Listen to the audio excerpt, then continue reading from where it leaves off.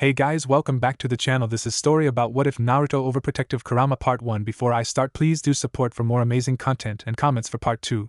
Do consider to subscribe my channel and share my video to your friends and check out the description as well. Let's start the video.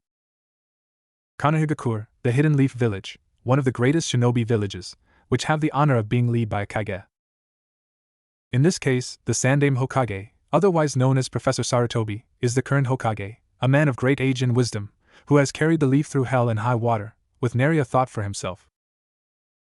However, there are times, such as today for instance, that he'd rather be retired. That makes 12 attempts on the child's life in as many hours. Sarutobi sighed as the ANBU escorted a ranting villager off for interrogation.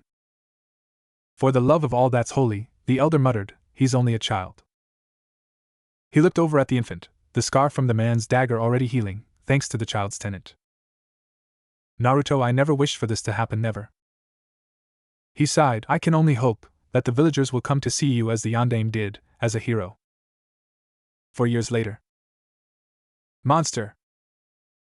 Naruto winced as the blows kept coming. Stones, refuse, whatever they could find, the villagers always threw at him whenever he came into view.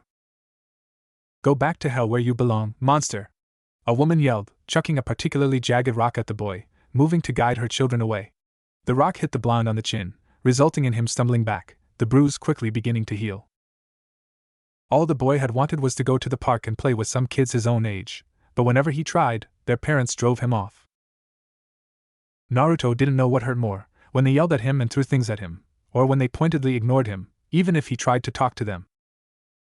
No, it was definitely the ones that ignored him as if he wasn't even there, as if he was no more than a speck of dirt at their feet. Go away, you demon! Someone yelled, hurling another can at the boy. This time, Naruto complied, turning around as if to make off, when a gentle, yet firm hand, rested on his head. I saw all that, Sarutobi muttered, causing the villagers to squirm in apprehension. The Hokage didn't sound pleased, never a good sign. And I heard every word as well. With a snap of his fingers, several ANBU appeared behind the ringleaders of the mob, swords at their throats. I'm sure Marino Ibiki would love to hear your explanations for this, the Hokage muttered, eyes cold. As the men and women cried out in protest, Sarutobi turned to the boy, smiling gently. Naruto, are you all right? The blonde didn't answer, aside from turning on his heel and walking away, a sad sight in his torn clothes. Sarutobi watched the boy leave with a sad look in his eyes. Then he sighed, before motioning for the ANBU to take their captives away. I really wonder what I see eye on these people, really I do. Naruto walked back to his apartment, avoiding the more crowded areas of the city like his life depended on it, which more often than not it did. Not that it mattered, they always managed to find him in the end. Well, look who it is. A voice snickered, causing Naruto to stiffen. The demon, come for its daily punishment. Naruto tried to run, but as usual a pair of rough hands grabbed him by the arms, hoisting him off his feet as a fist collided with his stomach.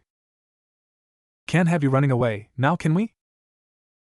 Naruto blacked out as the blows began to fall, falling into blissful darkness.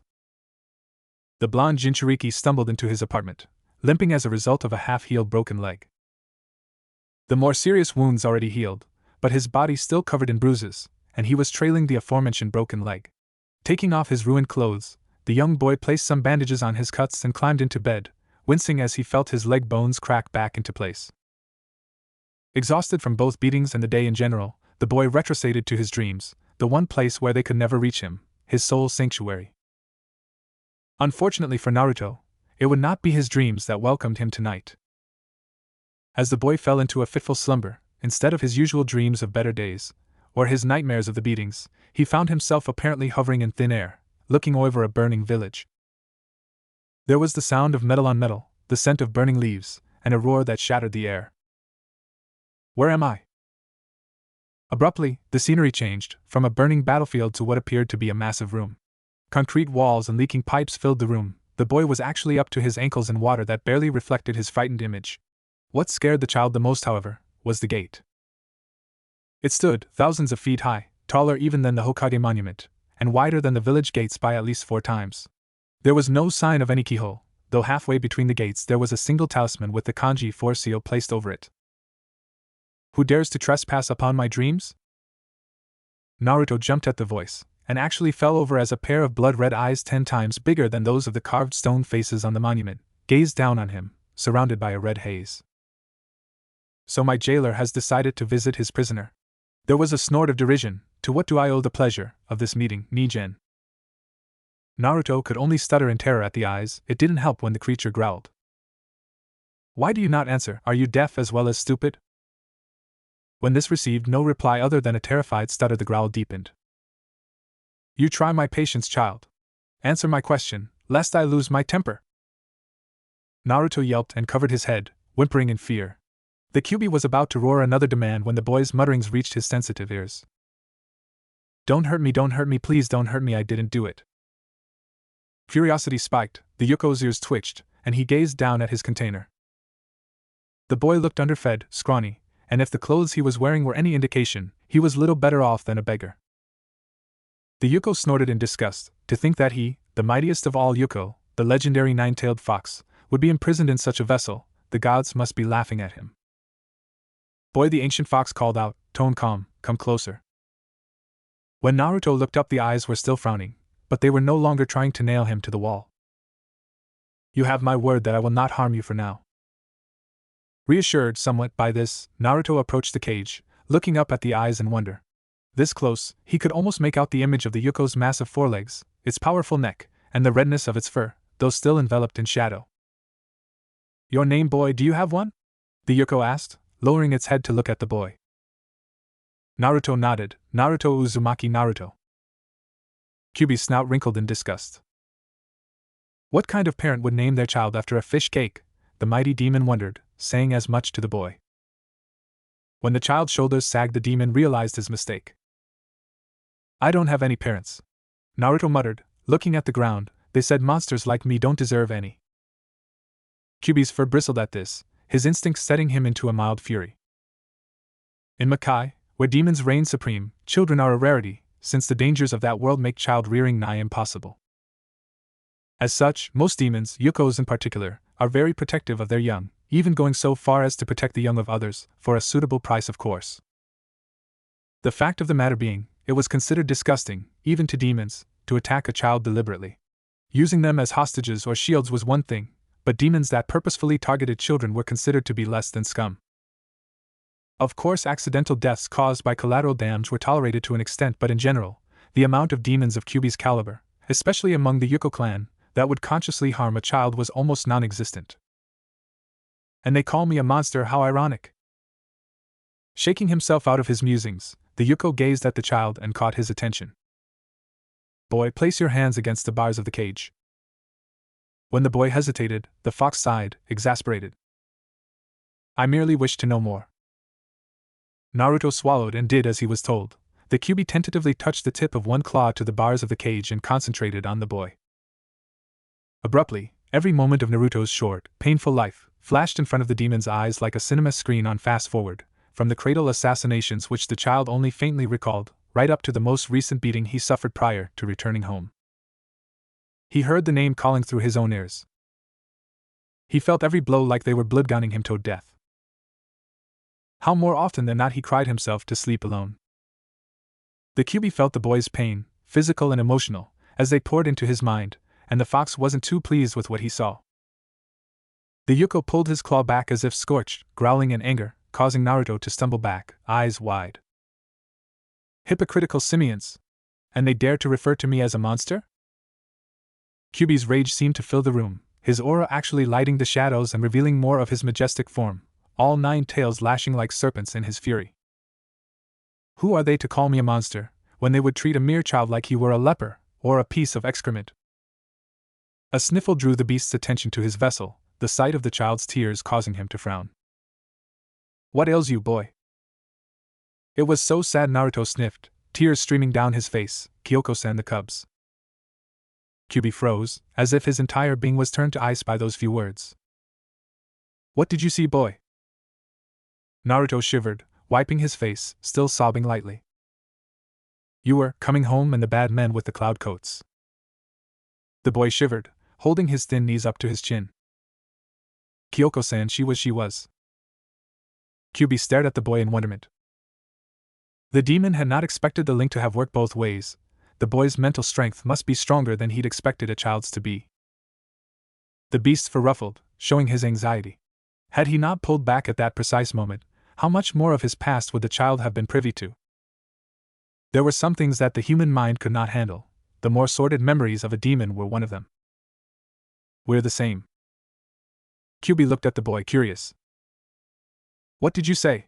He asked. Though his hearing was quite astute, he simply wondered what the boy could possibly mean. Naruto, tears still staining his face, looked up into the fox's eyes for the first time, without a hint of fear, and said, "You and I, we both hurt." QB looked down at the boy in wonder, and something inside him realized that the little child was right.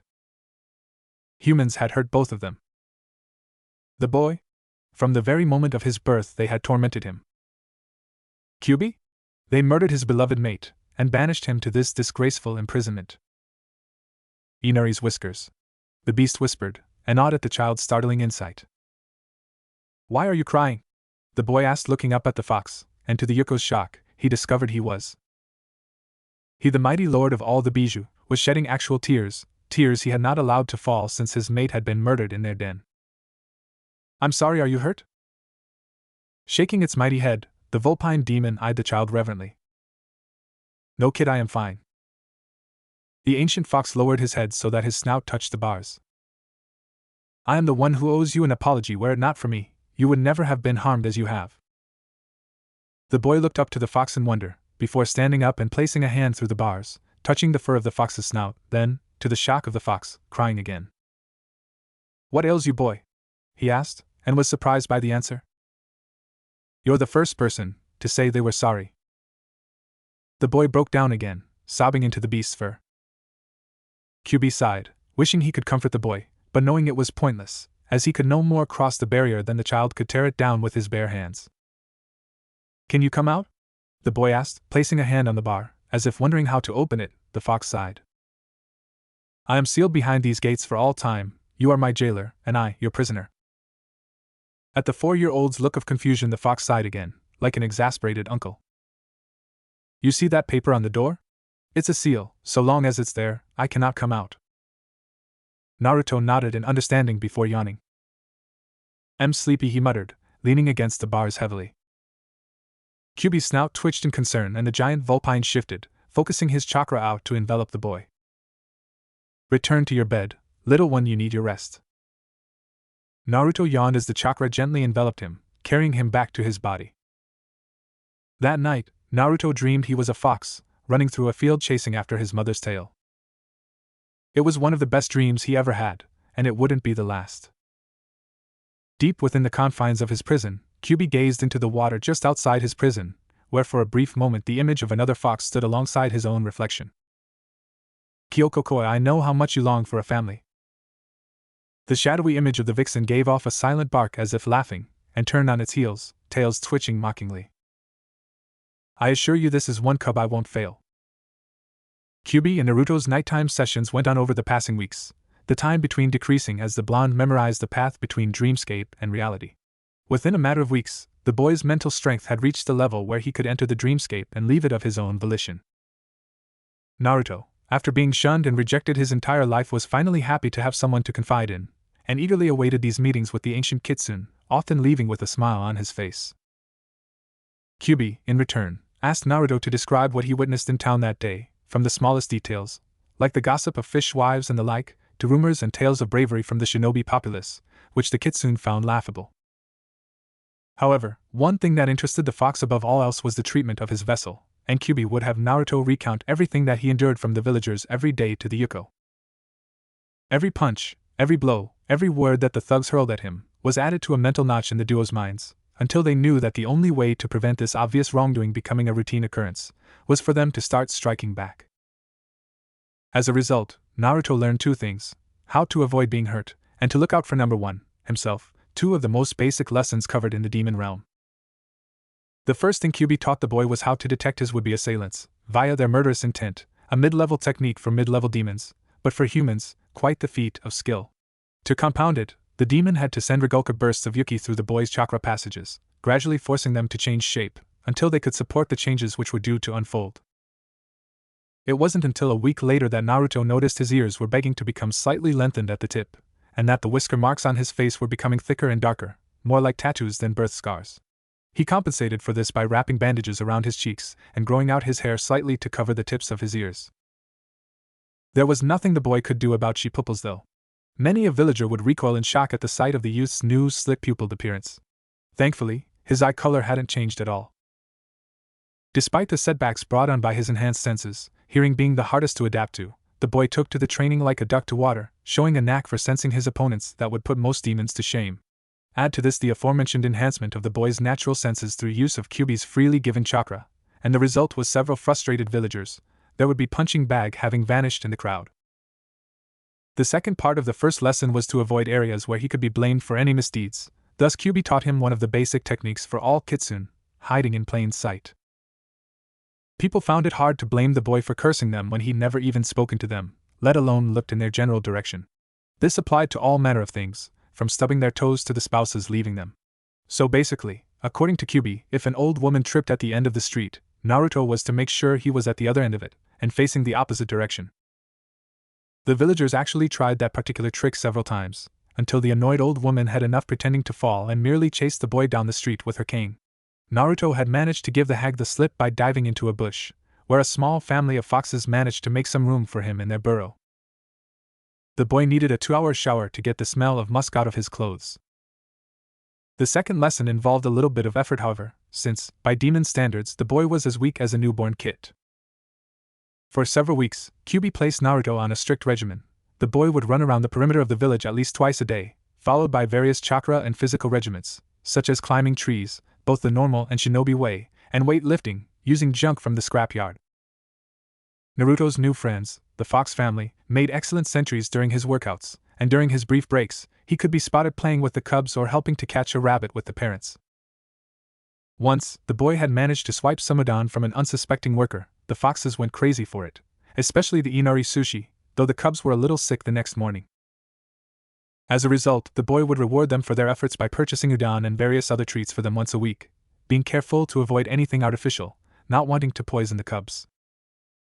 One thing that irked Kyuubi above all else was the boy's lack of any material possessions. He even lacked any proper clothes.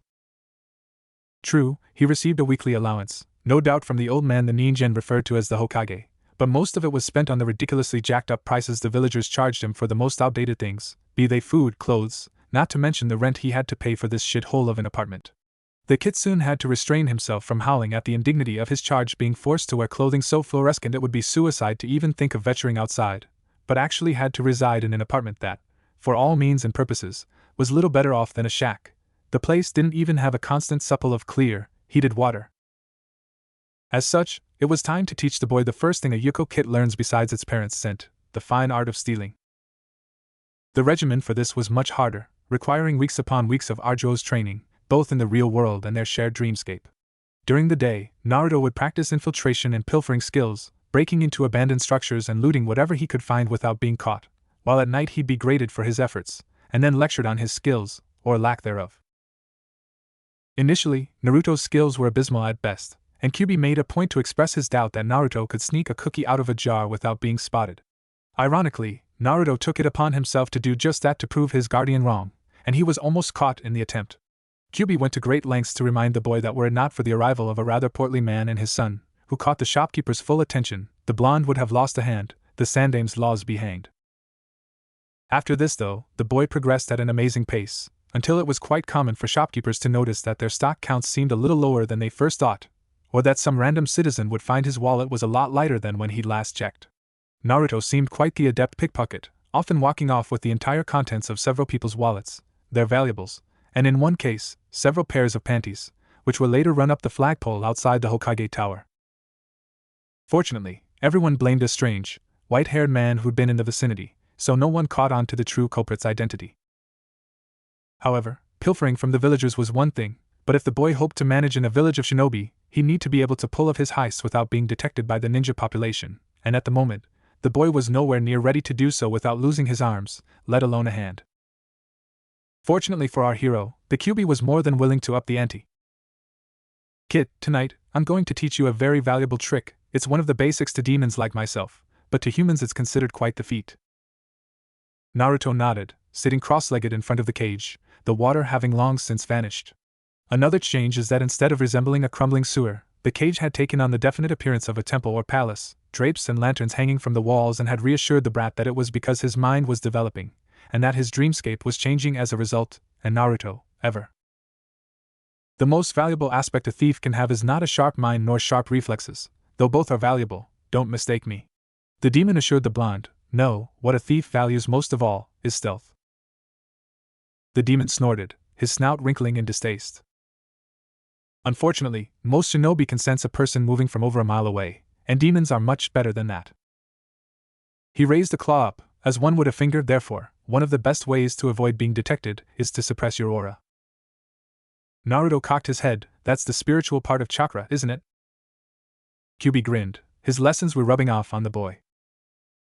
Very good, and yes, to suppress your aura, one of the best methods is to meditate, preferably under a waterfall, though sitting in a river can help too, especially for a novice like yourself. Remember, Kit, chakra is the result of mixing your physical energy, or ki, with your aura, or spirit. He sighed softly, causing the boy's hair to ruffle. However, while it is true that my presence in your body has no doubt boosted your stamina, and thus your physical tolerance levels, your aura is still that of a normal child, and it is this that causes your chakra to be in such disarray. Therefore, it is important that we refine your aura so that your chakra will be in a more manageable state. Naruto winced. One did not spend time communing with one's inner demon without picking up on a few things. Thus, whenever the kitsune paused, Naruto knew it was because the demon was about to add something rather unpleasant to his training regiment. Mato Gai, resident taijutsu specialist, self-proclaimed beautiful blue beast and resident headcase of the Konoha Jounin, was known for his bizarre training methods. It was not uncommon to see the man walking around the village on his hands, or attempting to lift boulders with his feet, all in the name of his flames of youth. However, even he had never had the nerve to sit in a river, stripped to his undergarments, in the early hours of the morning, in mid-spring. More to fool him, it was actually quite invigorating. Naruto would spend his mornings meditating in the river, trying to increase his aura through the use of the cold, constant flow of the river's current, whilst at the same time trying to keep certain lower extremities from turning into rather inappropriately shaped popsicles. Several times he made as if to get out of the water, only to be admonished by his tenant for his lack of resistance. There is no progress without exertion. Training is normally unpleasant at first, but the harder you train, the greater the rewards. At that moment, Naruto would have accepted thermal underwear as a reward even if it came with a bull's eye over the lower extremities. For a whole month, this regime continued: early morning meditation in the river, followed by chakra control exercises and rigorous physical training. It was quite common for Naruto to be so drained that when he awoke the next morning, his muscles were stiff, and more often than not he woke up to be covered by a furry blanket, as the foxes kept him warm after passing out in the midst of training. Finally, 2 months after the training began, the time came for a little test. Hatake Kakashi, the infamous copy nin, master of lame excuses, and definite pervert, was strolling through Konoha, with one of his infamous little orange books of softcore smut, when he abruptly sneezed. Someone must be talking about me, probably Guy. Sighing, the Jounin looked back at his precious book, eager to return to the tale about the ninja who infiltrated the daimyo's harem, only to freeze in horror. The scream echoed around Konoha, causing many to wince, wondering what poor victim had the pleasure of being the guest of Marino Ibiki today. Sandame Sarutobi tucked his pipe under his robes as he entered the hospital, wondering what the devil had happened. The doctors said Kakashi, who was reputed to be the epitome of calm, had suffered a fainting spell. Normally the Hokage would brush this off as the result of reading in the heat, but the medic nin said that the poor Jounin had a look of absolute horror on his face, what was visible beneath the mask anyway. How is he, doctor? The elder nin asked, looking over Kakashi's still twitching form. The doctor, looking up from his notes, smiled and said, he'll be fine, just a case of shock, he'll be up and about in a few days. Sarutobi sighed in relief and looked over the gray-haired Jounin, whose face still looked decidedly pale. What do you think brought this on? He asked, cocking an eyebrow as the doctor, unsuccessfully, tried to suppress a chuckle, before holding up a book. We're not entirely sure, but we found this being clutched in his hands, in a vice grip. Sarutobi's brow furrowed as he took the book from the doctor. As he looked over the cover, his eyes bugged out at the title. Yami Chako, uncut version. Naruto was giggling with excitement. Not only had he swiped the book right from under the Jounin's nose, he'd pulled off a prank that even Kyubi found amusing in the process. Looking down at the book, the 4-year-old raised an eyebrow at the title. Ika Ika Paradise, wonder what it's about. Kyubi didn't say anything to the boy. Compared to the stuff demons could write, this was a bedtime story. Plus it would make the second thing a Yuko learned, the fine art of seduction, a bit easier to explain when the boy reached his teens. As such, he let the little orange book corrupt his charge's mind ever so slightly, already preparing to answer all the boy's intricate little questions concerning human erotica. Later that day, after a rather embarrassing lecture from the Kyubi, Naruto received a knock on the door. Putting his book down cautiously, so as not to lose his page, the boy approached the door like it was an animal. The rent wasn't due any time soon, and he never received visitors. Looking through the keyhole revealed a postal shinobi, holding a letter. Uzumaki Naruto? He asked. When the boy nodded, he handed the letter to him. Have a nice day, sir, the nin said, already moving off to the next delivery. Naruto shut the door, locked it, and then moved back to his chair, opening the letter. He ran his eyes over it a few times, but as a result of all the big words, he had a hard time understanding what the letter meant. As such, he resolved to ask Kyubi during their nighttime session. That is an acceptance letter. Apparently you've been accepted at the Shinobi Academy next year, Kyubi explained after reading over the letter. Not that any 4-year-old could understand this jargon, the fox hissed mentally, none without any parents or guardians, that is. Out loud he nodded his head, smirking in a way only foxes could accomplish, something that inspired fear and desire at the same time. This is a mixed blessing. True, you could further develop your skills if you became a ninja, but then you would be under the direct scrutiny of the Ninjin's council, and I doubt they'd give you an easy run. Naruto nodded his head, though he didn't understand half the things that were being said. The demonic kitsune sat and thought for a minute, his massive tails waving at his side almost lazily. Perhaps it will work out. If you don't go, it may raise some suspicion, and some shinobi skills would come in handy if you plan to leave this vermin-infested dung heap of a village. He frowned, though you'll need to train your mind a bit. Shinobi are sharp for humans, you can't let your guard down around them. Naruto looked up at the Yuko in resolve, an unusual expression to see on a child's face, and nodded. What do you want me to do, Two-san? Kyubi froze at this, looking over at the boy in wonder. What did you call me, boy? Naruto looked up at the fox, worried he'd insulted him without meaning to. Two-san, can I call you that? The Kyubi stared down at the small, blonde figure he'd been guiding and realized that, regardless of blood, regardless of species, this child was as much his as the litter he and Kyoko hoped to rear. His oath to his late mate notwithstanding, the kitsune felt his own resolve solidifying. Reverently, he lowered his head until his muzzle was within reach of the boy's small hands and nodded, eyes warm. Yes, kid, you can. Naruto's eyes widened and he ran forwards, hands grabbing at the fur on the fox's muzzle and sobbing. Two-san! Two-san! He cried, rubbing his face into the fur, as the red, gentle chakra enveloped him, carrying him into one of the Kyubi's childhood memories, when the great beast was no more than a kid himself, nestled between his mother's paws, his father standing near, watching over them. Over the next couple of weeks, several things began disappearing from the village.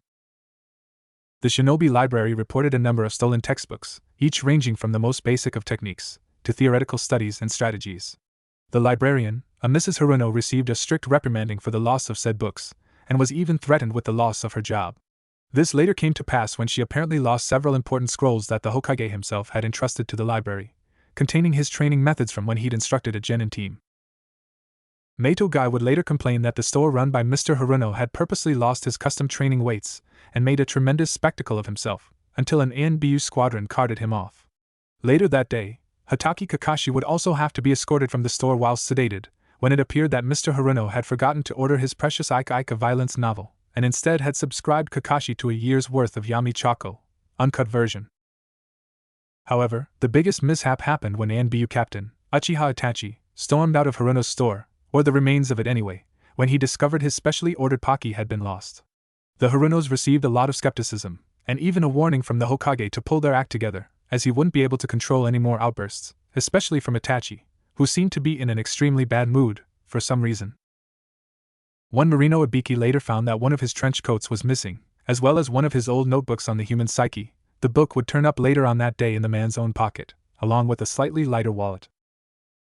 Months passed, the seasons changed, and at the start of the academic year, Yumino Irika, Chunin instructor at the academy, was looking forward to the start of another year of fun and education. He really needed better medication. I hear the demon brat is joining us this year. A teacher muttered to his colleagues, any bets on who's got him? Mizuki chuckled and pulled a bill out of his wallet, 50 on Raijuta, pointing to a massive Chunin with a short temper. I raise you 20 on Moro, the man replied, pointing to one of the strictest instructors in the school, with a penchant for being mildly schizophrenic. At that moment, the Hokage entered, holding out the student rosters. Irika looked over the list, his eyes stopping on a name somewhere in the middle. Uzumaki Naruto. Irika made a mental note to visit the pharmacist later. He definitely needed to get that medication. Naruto, dressed in a modified trench coat, the sleeves removed, over a standard black t-shirt, shinobi leggings and black sandals. He yawned as he entered the class, his lower face covered with a red face mask, similar to those sported by Kakashi. The back of his trench coat bore the kanji for Yuko on his back, drawing quite a few startled looks as he'd walked through the halls, light glinting off the arm bracers he wore, decorated with foxes. The class was full of chattering students.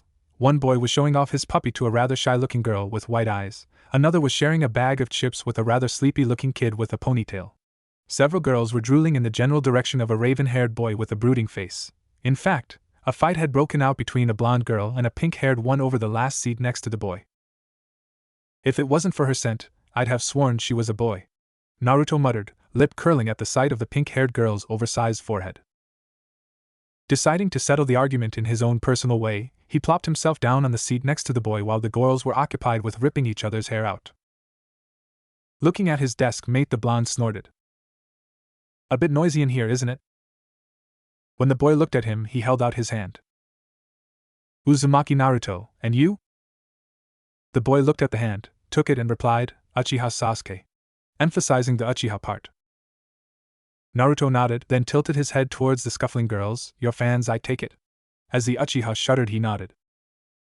Thought so. You'd think they'd have better things to do, like, oh I don't know, study? He winced as the pink one landed a right hook on the blonde. Ouch, are we sure that one's a girl? Could be a cross-dresser. Sasuke's eyes widened as he looked at the victorious Sakura, who blew him a kiss. The Uchiha shivered and quickly looked away. Sakura, however, quickly noticed the person occupying the seat she just fought Ino for, the last seat near Sasuke, her seat, and didn't like it. Excuse me, that's my seat you're sitting in, she said, tapping the boy on the shoulder. Naruto looked around, a bored expression on his face. Do you mind? He said, frowning. Sasuke and I are talking about something. If you have something to say, it can wait until afterwards. Sakura swelled up in anger, whilst inner Sakura yelled expletives at the masked blonde. Who the hell are you? Get away from my Sasuke-kun! She screamed, eyes blazing. Naruto raised an eyebrow, eyes retaining their bored expression. If the girl had the skill and talent to read into his expressions, however, she'd know she was about to be publicly humiliated. A real lady would have introduced herself before demanding someone's name, Naruto said calmly, causing the girl to sputter in shocked rage. He turned his head slightly to look between the girl and then smirking Sasuke. And what do you mean by your Sasuke-kun? Does he have your name on his ass or something? Sakura let out a choke squeak as she flushed scarlet, as the guys in class, minus Sasuke, who looked appalled, and one near the window, wearing sunglasses, burst out laughing like there was no tomorrow. From your answer, I'd say he belongs to you as much as I do, and trust me, I'm no one's plaything. He turned around to face the front, so I suggest you keep your lewd fantasies to yourself. Sakura, embarrassed and angry, turned on her heel and huffed over to the group of girls in the back, all of which were shooting death glares at the blonde. It was the first time in history that someone had resisted the Sasuke fan club's patented shriek tactic. Normally they got out of the way and did whatever the hell they were told. This one would need to be watched carefully. Looking over at Sasuke, apparently unaware of the glares boring into his back, Naruto nodded. If you call on their bluffs, you can usually drive them off. Besides, those types usually think looks can make up for a lack of brains. He looked over his shoulder at a simmering Sakura. If that skull of hers isn't because of her brain, then she really is an airhead.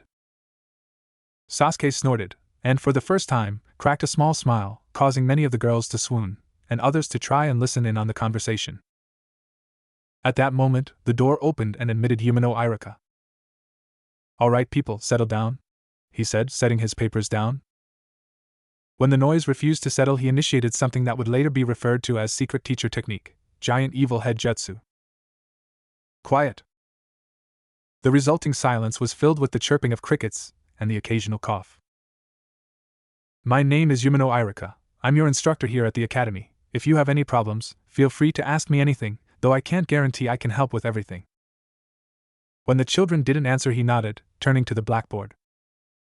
Our first lesson will be the history of the village and the other shinobi nations. Throughout the lesson, Irika kept stealing glances at the Kyuubi brat, wondering why he was being so quiet. True, he was glad the kid wasn't trying to disrupt the class, but he at least expected him to cause a little trouble. I mean, sure, he can't be as bad as all the rumors say, but if we make it through the first class without so much as a light warning, I'll start to think I've got the wrong kid. However, by looking over his shoulder at the blonde, the Chunin noticed that rather than paying attention to the lecture, the boy seemed to be reading from a book, giggling softly so as not to draw attention to himself. Glad that the boy was apparently human enough to make mistakes, Irika cleared his throat. Would you care to read that out loud, Naruto? Irika asked, a small smirk crossing his features, as the students shook themselves from their daze to look at the teen in interest. Naruto stood up, his mask hiding the fox-like grin that covered his face, and read. Kajamaru couldn't believe his fortune as the denizens of the daimyo's private quarters paraded before his eyes, a veritable wall of silky thighs, slender waists, and curvaceous. Stop! Irika choked, face redder than a steamed tomato in the desert, desperate to save what was left of his pupils' fragile little minds.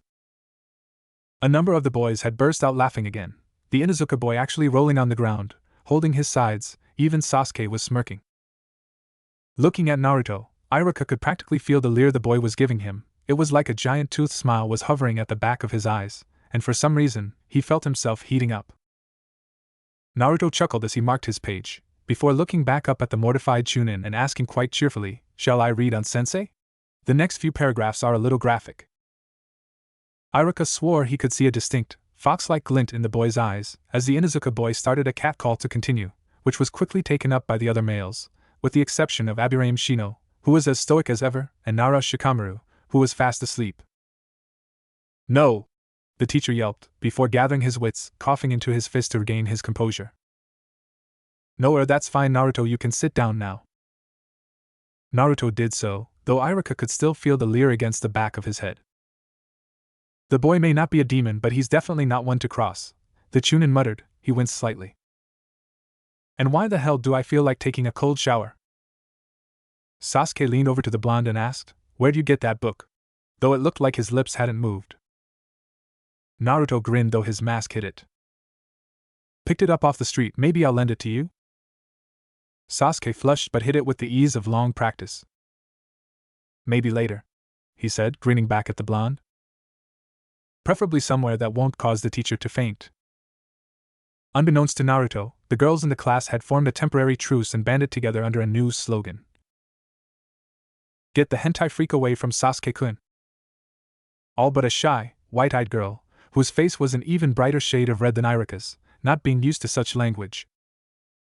Much to the anger of the girls, Sakura in particular, the blonde perv and Sasuke quickly seemed to become friends, almost overnight. Wherever one was, the other couldn't be too far away, making it impossible for them to get any alone time with their precious Sasuke-kun. Even worse, though, was that Sasuke-kun seemed to be enjoying his company. One reliable source revealed that they were snickering together after someone set off colored smoke bombs in the teacher's lounge, causing many to exit a rather amusing shade of yellow. What truly horrified them, though, was that the formerly reclusive teen seemed to only respond to his blonde compatriot when they weren't disturbed. The moment one of the Bishonen's fans approached, he automatically went into brood mode, which, while still undeniably sexy, was fast losing its draw appeal as happy Sasuke and laughing Sasuke made more appearances. To add insult to injury, the blonde seemed to be craftier than the foxes he bore on his clothes, as every attempt to corner him resulted in dead ends and, quite recently, embarrassing traps. An example of which would be the tiger trap filled with skunks, or the exploding garbage bags, not to mention the embarrassing paint episode. Yamanaka Ino couldn't show her face for a week due to the myriad of colors that had splattered onto her precious golden locks. And throughout all, the brat continued to read that perverted book of his, giggling like a child on a sugar rush, apparently unaware of the growing animosity that his female classmates harbored for him. Naruto was quite enjoying his new hobby, So far he'd seen more panty shots than any boy his own age could even dream of, and the challenge of devising counter traps for the girls had far outpaced his previous habit of simply walking out of them unscathed. He let off a giggle as he sat on a flagpole, reading his book, while a distraught classmate tried to keep her skirt from falling over her head as she swung in the confines of her own trap. The blonde thought as he walked down the pole, eyeing the struggling Ino analytically. Black lace? How risque. He continued down the pole heading for the classroom, leaving the embarrassed Kunoichi to try and die from embarrassment. Iruka, still slightly yellow from the prank performed a week ago, had just finished grading the tests for the last exam. According to this, the QB brat wasn't the simpleton everyone took him for, scoring almost as high as the Uchiha prodigy. Now, Iruka was many things, but fickle he was not, and he knew that there'd be problems if word of this got out, so he quickly made a copy of the boy's paper and stashed it away for future reference, namely the Hokage. At that moment, Mizuki entered the classroom, his once silver hair now a sickly yellow, seeing as he'd been the true target for the prank. The Chunin had vowed to track the culprit down and gut him like a fish, his hair being more precious to him than anything, and his inability to find a single clue was causing the man to become testy. Are those results finished yet, Iruka-san? He asked, moving over to the scarred Chunin. Iruka nodded and handed the sheets over, smiling lightly. The students did fairly well considering this was a pop quiz, he said, a small smile on his face. Mizuki gave him one that didn't quite match his eyes, and then turned on his heel. Iruka sighed as he watched his colleague go, before heading over to the Hokage's office to deliver the copy of the exam. It's not that I don't trust Mizuki, the man muttered, it's just considering how emotional he is right now. Not even Iruka could convince himself to believe his one crap, he just wasn't the lying type. Naruto yawned in boredom, he hadn't done anything remotely exciting in a week, the smoke bomb prank had been less than thrilling, since it seemed even shinobi couldn't get started without their daily coffee intake. Slowly but surely, Naruto was taking on more and more of the Yuko frame of thought. Stealing and pranks were one thing, but above all else, Yuko were extremely fond of fresh challenges, such as riddles, or complex traps, preferably those with a prize at the end. However, there were nothing but Chunin to pick on at the academy, since his fellow genin were off limits, unless you counted the girls' ridiculous attempts at sabotage, but then, he made certain that he was never out of reach of an escape route. Add to that the fact that the majority of the village's jounin were currently off on missions and you weren't left with many high-ranking targets. Man, there's got to be someone around here that would be worth taking a crack at, he muttered, looking up at the monument as he walked past, before stopping in the middle of the street. It had hit him like a ton of bricks. There was one person from which he never even dreamed of stealing from, someone that provided not only the greatest challenge to any who crossed his path, but no doubt had extremely valuable treasures stored away in his private quarters. The Hokage. It was late at night, and the Sandaime was currently going over the mountain of paperwork that seemed to grow every time he took his eyes off it. Sometimes he wondered if Jiraiya had placed an elaborate genjutsu over his desk as part of his many attempts to prove he was better than Orochimaru. No matter what though, the council still saw fit to lump everything on him, from bills to wage slips. Everything needed the old man's personal John Hancock before it could become legal. Doesn't this amount to elder abuse? He whimpered mentally, seeing another set of bills materialize to his right, which he could have sworn was blissfully bare a moment ago. A shadow flitted across the room, causing the candle to flicker. Saratobi closed his eyes, thanking whichever deity responsible for this distraction, which may, regrettably, destroy the paperwork. He stood up, slowly, trying to draw out the moment as long as possible, and tipped his Hokage hat.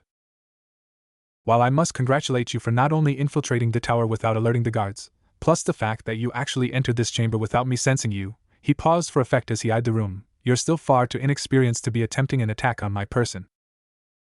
This isn't a challenge, Sandaime-sama, a voice called out, as what appeared to be a fox-masked Anbu stepped out of the shadows.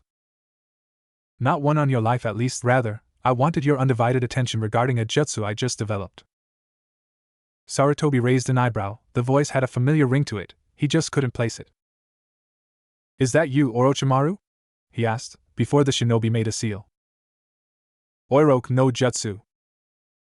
The one condolence to the Sandaime, as he lay in a pile of his own blood, was that the projectile nosebleed had caused him to send most of the damn paperwork into the gutter. As he lay there, trying to come to his senses, his desk was slowly, almost mockingly, being covered in more files and legal documents, as if to spite the poor man. Naruto chuckled to himself as he pulled the scroll of seals through the window of his apartment. He had hit the mother lode with that one. If what he guessed was right, then this scroll possessed just the thing to make life in Konoha a living nightmare for certain people. Heck, I may even release Tusan just for the fun of it, he thought darkly, envisioning the mighty Yuko stamping on some of his past tormentors, whilst he rode bareback on his head. He winced suddenly, as he realized it would take a phenomenal amount of chakra to break the Shinigami's seal. That, and he'd probably die in the process. Do not even think of it, Kit. I would never permit it in the first place. Kyubi warned in a tone which brooked no argument. Naruto sighed and looked over the scroll. At the very least, I can learn a few new tricks from this oversized toilet roll. He smirked, remembering the fake scroll he'd left in the Hokage's office, wondering when the old man would discover it. Sasuke was walking down the street of the Uchiha district, having just finished training to impress his brother and parents. He hoped his mother had prepared a good meal for dinner as he ran up to the house. Wait till I tell Tusan about the test today, he said, as he opened the door to the house. Later that evening, Konoha would be rocked by a tremendous scandal, a scandal that would shake its very foundations. Naruto's head snapped up suddenly. He'd been looking over the scroll, busy commiting one of the multitude of jutsus that the Hokages had listed since the founding of Konoha to memory, when some inexplicable feeling in the back of his head had put him on high alert. Sasuke? Konoha General Hospital was reputed for having one of the best medical teams in all the shinobi villages. Whether it be life-threatening wounds or simple aromatherapy, they could help you get back on your feet. Right now, Uchiha Sasuke was undergoing therapy for the brutal massacre of his entire clan, at the hands of his older brother. He shows little signs of improvement. It's as if the shock to his system rendered him mute. The doctor sighed as he closed his file, handing it to the Hokage. Sarutobi, looking particularly worn out, scowled at the test results.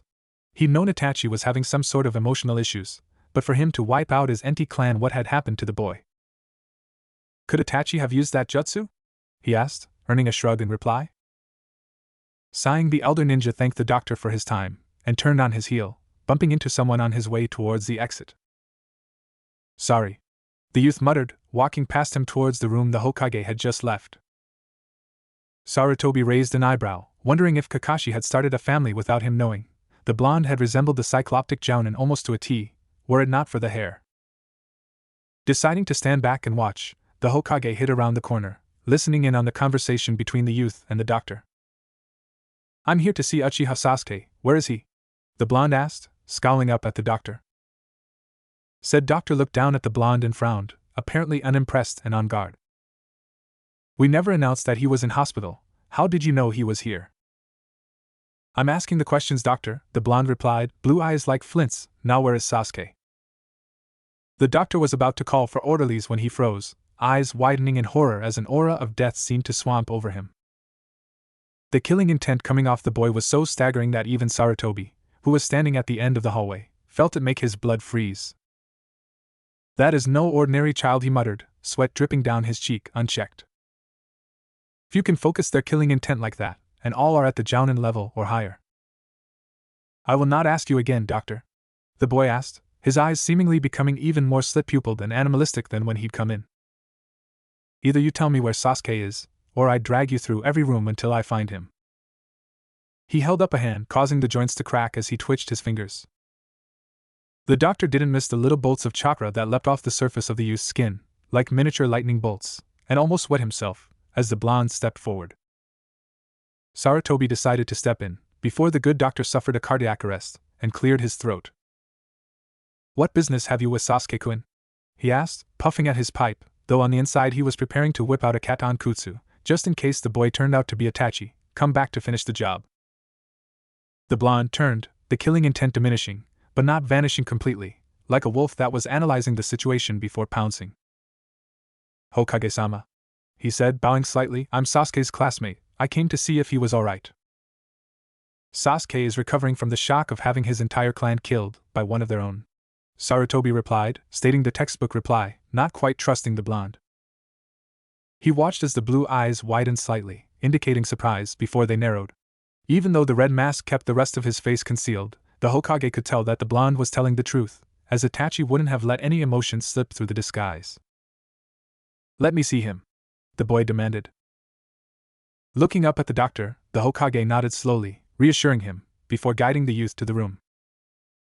Inside, Sasuke sat up in the bed, staring straight ahead, knees up to his chest. He didn't respond when the door opened, or when it closed. Not even as the footsteps approached his bed.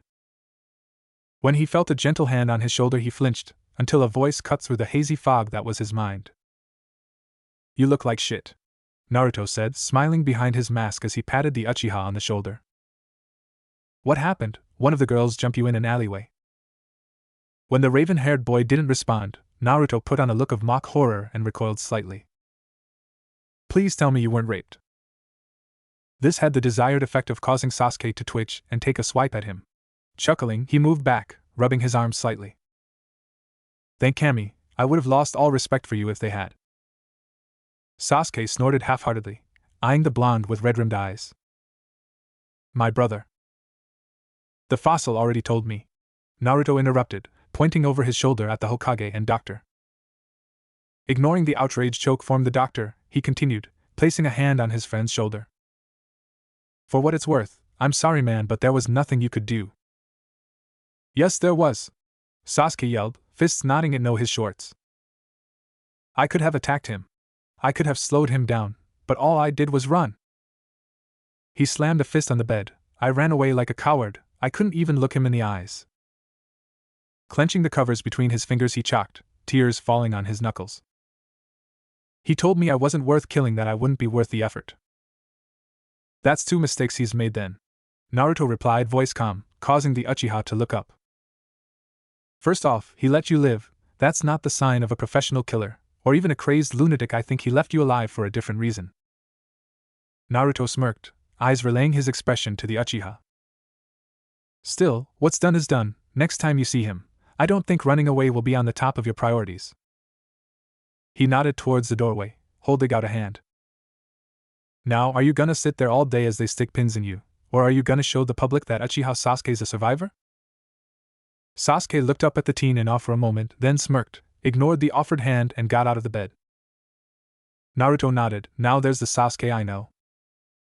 He put his arm around his friend's shoulder and led him out the doorway. "Come on, I'll treat to ramen at Ichiraku, trust me, it's the best in town." Walking past the doctor and Hokage, the two moved towards the exit, ignoring the looks from the orderlies and nurses. By the time they reached it, Sasuke remembered Naruto's words, and looked at him. "You said Itachi made two mistakes, what was the second?"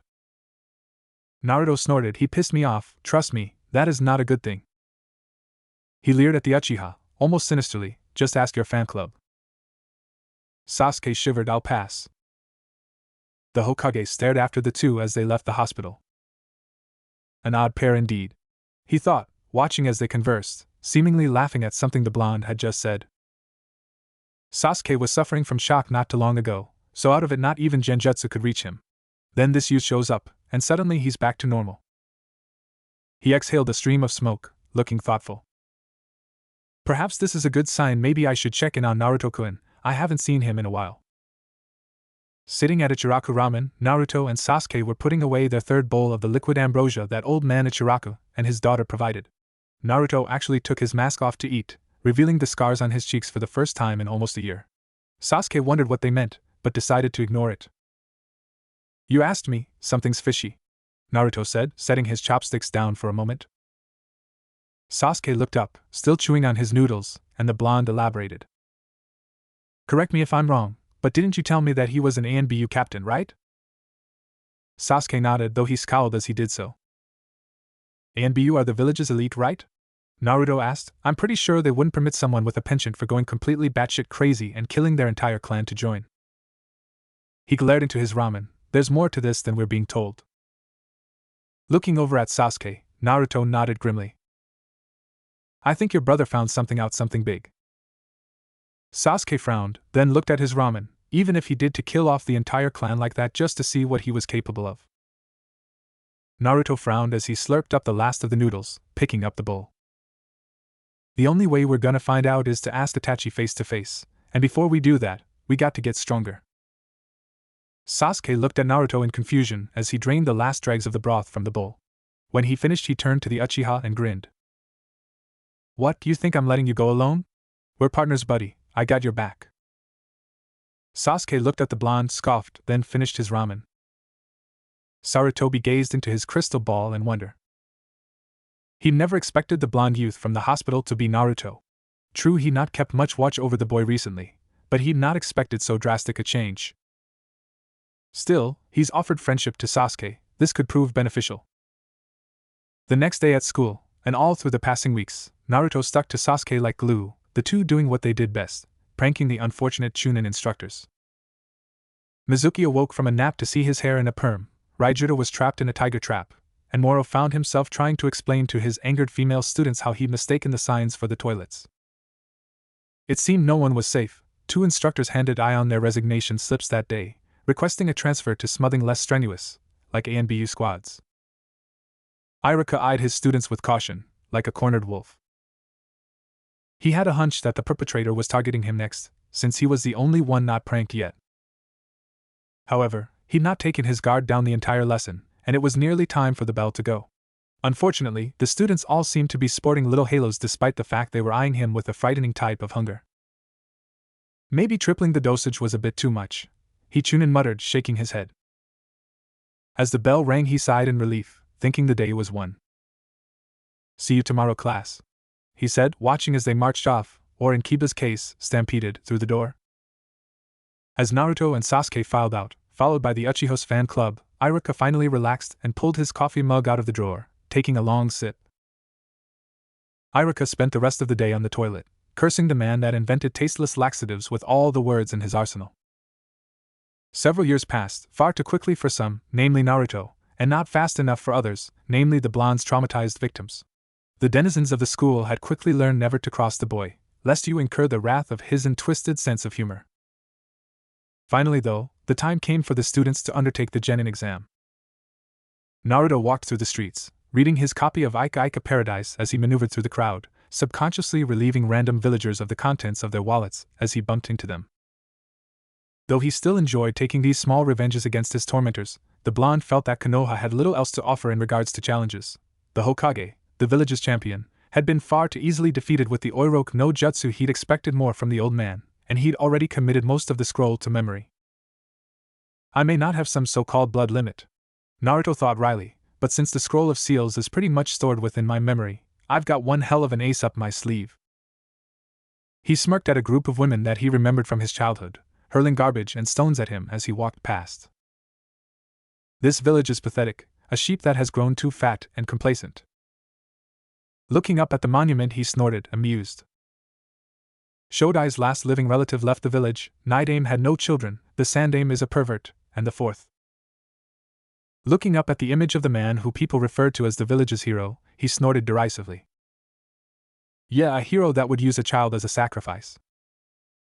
Naruto scowled and moved on, swiping twice as much from the villagers as he moved on. For this exam, you must perform the Bunshin no Jutsu correctly, Iruka said to the assorted students, who for once, were paying rapt attention. Succeed, and you'll join the ranks of Konoha Shinobi, as genin. He waved his hand over the assorted headbands before him, before looking at the youth's serious expression on his face. Fail, and you must repeat the year at the academy. Naruto scoffed at this test, not impressed in the slightest. He'd been pulling off the Kage Bunshin Jutsu since he had stolen the scroll a few years ago. A simple thing like a regular Bunshin was hardly going to be a challenge. One by one he watched as his classmates marched forward, some walking away wearing a headband, others dejectedly leaving the class with their heads bowed.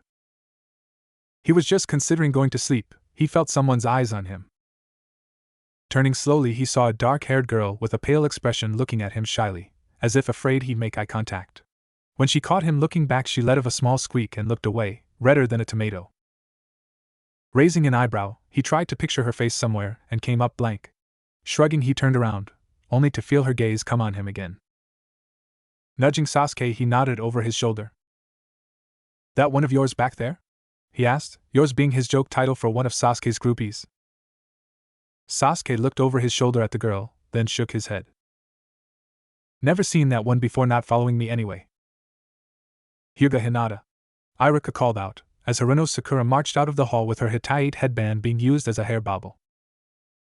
The shy girl stood up, indicating she was the next candidate, and moved forward. Suddenly she tripped over the sleeping Shikamaru's foot, causing her to stumble forwards in a fall, had Naruto not caught her. Watch that first step, it's a doozy. He joked, setting her upright, sending a glare at Shikamaru. Hey, Captain Snooze Alarm, when you're done studying the back of your eyelids you owe someone an apology here. Shikamaru snorted and rolled over in his sleep, causing the blonde to sigh in exasperation. Forgive the shaved sloth there, he's an idiot. When he noticed how the girl seemed a little red in the face he raised an eyebrow, concern showing in his eyes. You're not hurt, are you? You're looking a little flushed. The girl shook her head so fast it was a blur, and then ran past him without saying a word, entering the classroom and closing the door behind her. Naruto's sweat dropped. What the hell? Naruto, please perform the Bunshin technique, Iruka said, eyeing the blonde cautiously, expecting yet another prank to go off at any moment. Mizuki was eyeing the blonde cautiously as well, watched intently, and fingering a kunai under the table. He'd finally gotten his hair back to normal. Adian was damned if someone was going to mess it up again. Naruto sighed and made the seal. Abruptly, the room was filled with Naruto copies, some sitting in chairs, others lying on tables, one even reading the infamous orange book, giggling like an idiot. Is this enough? He asked, looking at the senseis, thumbing over his shoulder. Iruka stared at the assorted Naruto copies in awe, nodded dumbly, and handed the boy his headband. Naruto, rather than putting the thing on, placed it in the pocket of his coat, and walked out. Mizuki sighed, thinking they'd gotten through it unscathed. Glad he's done with, Iruka-san? Iruka looked up at his colleague and was about to reply when he saw the Jounin's hair, and choked, trying not to laugh. What? Mizuki asked, putting a hand to his precious locks, only to shriek in horror as he found he now sported an afro. Naruto episode preview music plays. Naruto, KH, listen to those hags sneer, if they only knew what I got in store for, eh? Isn't that Mizuki? Mizuki, Naruto. Come with me and I'll tell you a little secret. Naruto, gee, follow the creepy-looking man into the woods alone, sorry, ain't happenin'. Mizuki, then die what the I can't move. Naruto smirked as he walked out the doors of the academy, sighing contentedly as Mizuki's shrieks echoed throughout the building. Okay, maybe Mizuki hadn't deserved that little makeover, yeah right, but the blonde believed that since he was never willingly setting foot in the academy again, he felt his last prank had to leave a lasting impression on someone, and Mizuki's name had come up in the, admittedly rigged, draw. Looking around the playground in apparent disinterest, the masked graduate spotted his peers celebrating their success with their parents, cheers and praises filling the air. Guess the unlucky ones left already, he rationalized, seeing as only half the number of students seemed to be in the immediate vicinity. With a shrug of his shoulders, the blonde turned on his heel and moved toward the exit, eager to get a head start and planning his traps for the next day. As he did though, his sharp vulpine ears detected the conversation between two women who, if he recalled correctly, once pettitoned to have him banned from the academy. That's him, the kid? One muttered, face twisted into a smug-looking smirk, looks like he didn't graduate. The other sneered, tossing her hair slightly as she glared balefully at the blonde not 10 feet away. Good, could you imagine it if they actually allowed that thing to graduate? SHHH. The first hissed, looking over her shoulder towards the teen, you want it to hear you? The second sneered, waving a hand dismissively. What's he gonna do? He's only a civilian, there are shinobi all over the place right now. Even he wouldn't try anything stupid here. Naruto snorted, amused at the woman's overconfidence. Clearly they have no idea who they're dealing with. Stopping in his tracks, the blonde slowly turned on his heel until he was facing the two women, looking them in the eyes eerily. When he was certain that they were watching, he slowly moved one hand towards his mask, pulling it down to reveal his bandaged face, letting the tip of a fong poke out over his lip as he smiled at them. The smile slowly changed into a smirk, as he reached into his coat pocket, pulling out his Konoha Hittite. The women froze, looks of shock adorning their features, as the blonde slowly tied the headband on, his smirk having changed into the trademark kitsune leer, showing off his canines quite well.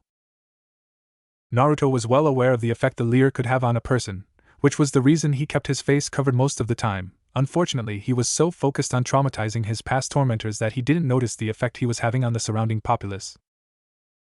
Let's just say a lot of people would be either seeking therapists or seeking out the coldest showers they could find over the next few days. A couple of female teens had already passed out from having caught a passing glance. When they awoke the next morning, they wouldn't remember a thing. Naruto stood there leering at the women for a few minutes, before turning on his heel and waving at them, from over his shoulder, twirling a kunai in his other hand. As the two stared at his departing back in shocked relief, a crowd of people passed in front of them, blocking their view for a moment. When it eventually cleared, Naruto had apparently vanished into thin air. It wasn't until later that same day that the poor women discovered that the contents of their purses had also vanished, but they never managed to prove that the blonde had been responsible. Naruto sighed as he closed the door to his apartment behind him, looking around the sparsely decorated room with habitual disgust.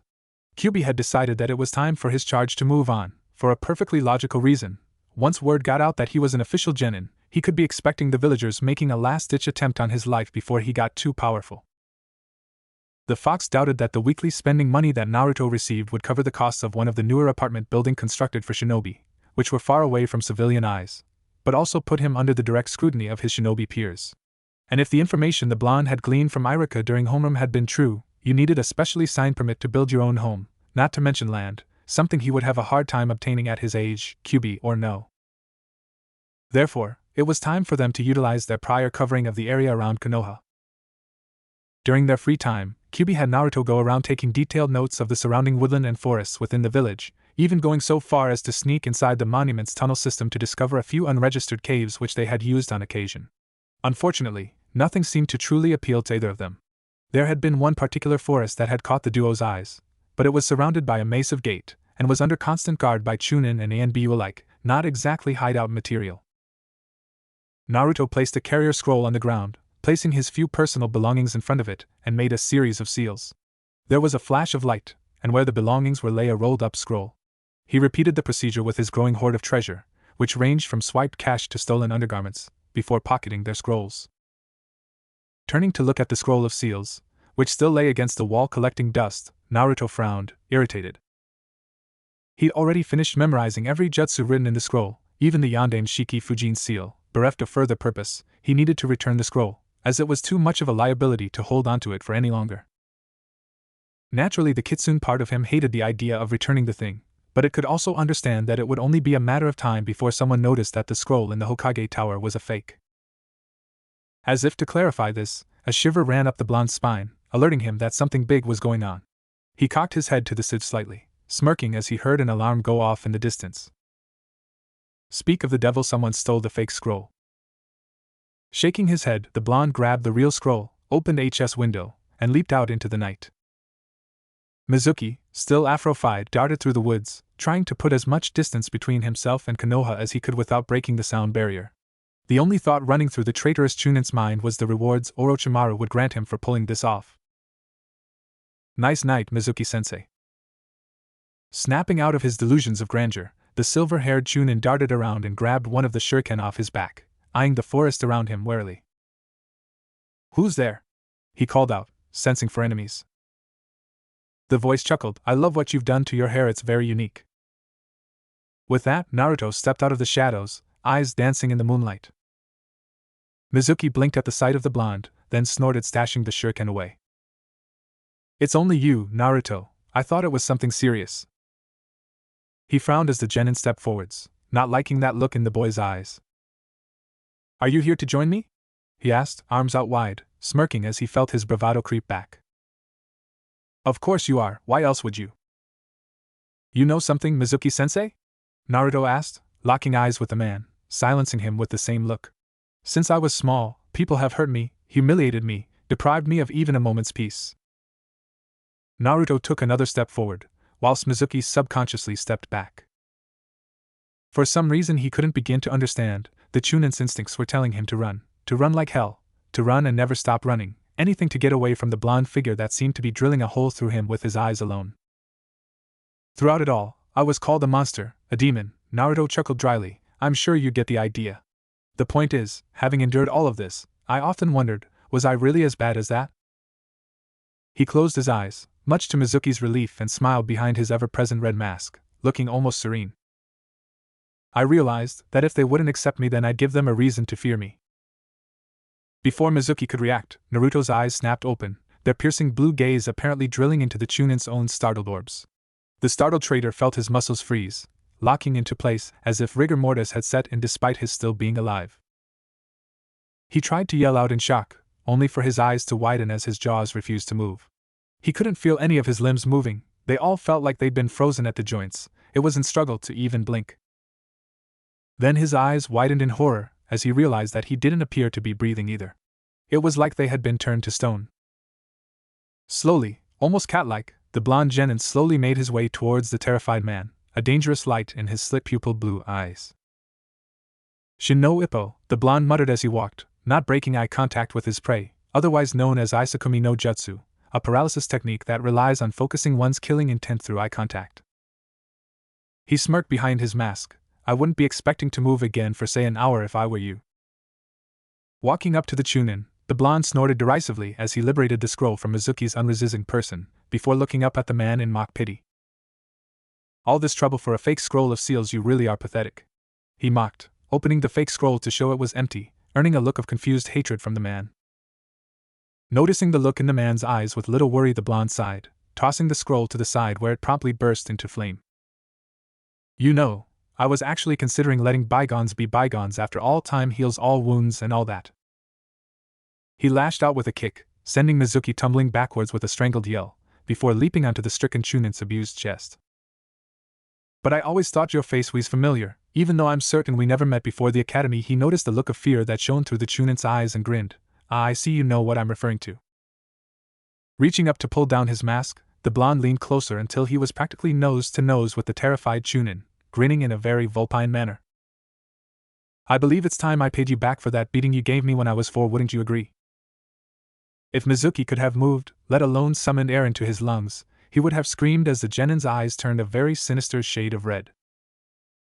When Irika made it to the clearing, followed by a squadron of ANBU, it was to find something that would haunt his dreams for the next year or so. Mizuki's lay on his back, legs bent under him. The traitor's face, in his final moments, had stretched into a mask of pure, undiluted terror, mouth gaping open in a silent scream. What truly got the scarred Chunin was that it looked as if his former colleague had clawed his own throat open with his bare hands, as they were still close to the wound, covered in blood and what appeared to be skin. Gruesome, isn't it, Irika-sensei? Irika leapt 2 feet in the air at the sound of the voice, and spun round to stare in shock at the tree right behind him. Naruto was sitting on a tree root, the scroll of seals at his feet, but this was not Irika's primary concern. He was far more interested in the fact that one of Mizuki's shuriken was lodged in his former student's stomach, as well as the various other cuts and scrapes which apparently covered the boy. Naruto! Irika yelled, dashing over to kneel beside the blonde, wincing at the close-up view of the wound. Shit! Medic! He yelled over his shoulder, before looking at the blonde with worry and concern in his eyes. Naruto, you'll be okay, just sit still for a bit. The Chunin whirled around and glared at the accompanying ANBU squadron. Where is that damn medic? A Chunin wearing a bear mask snorted, turning his head to the side. I'm not healing him, let him die for all I care.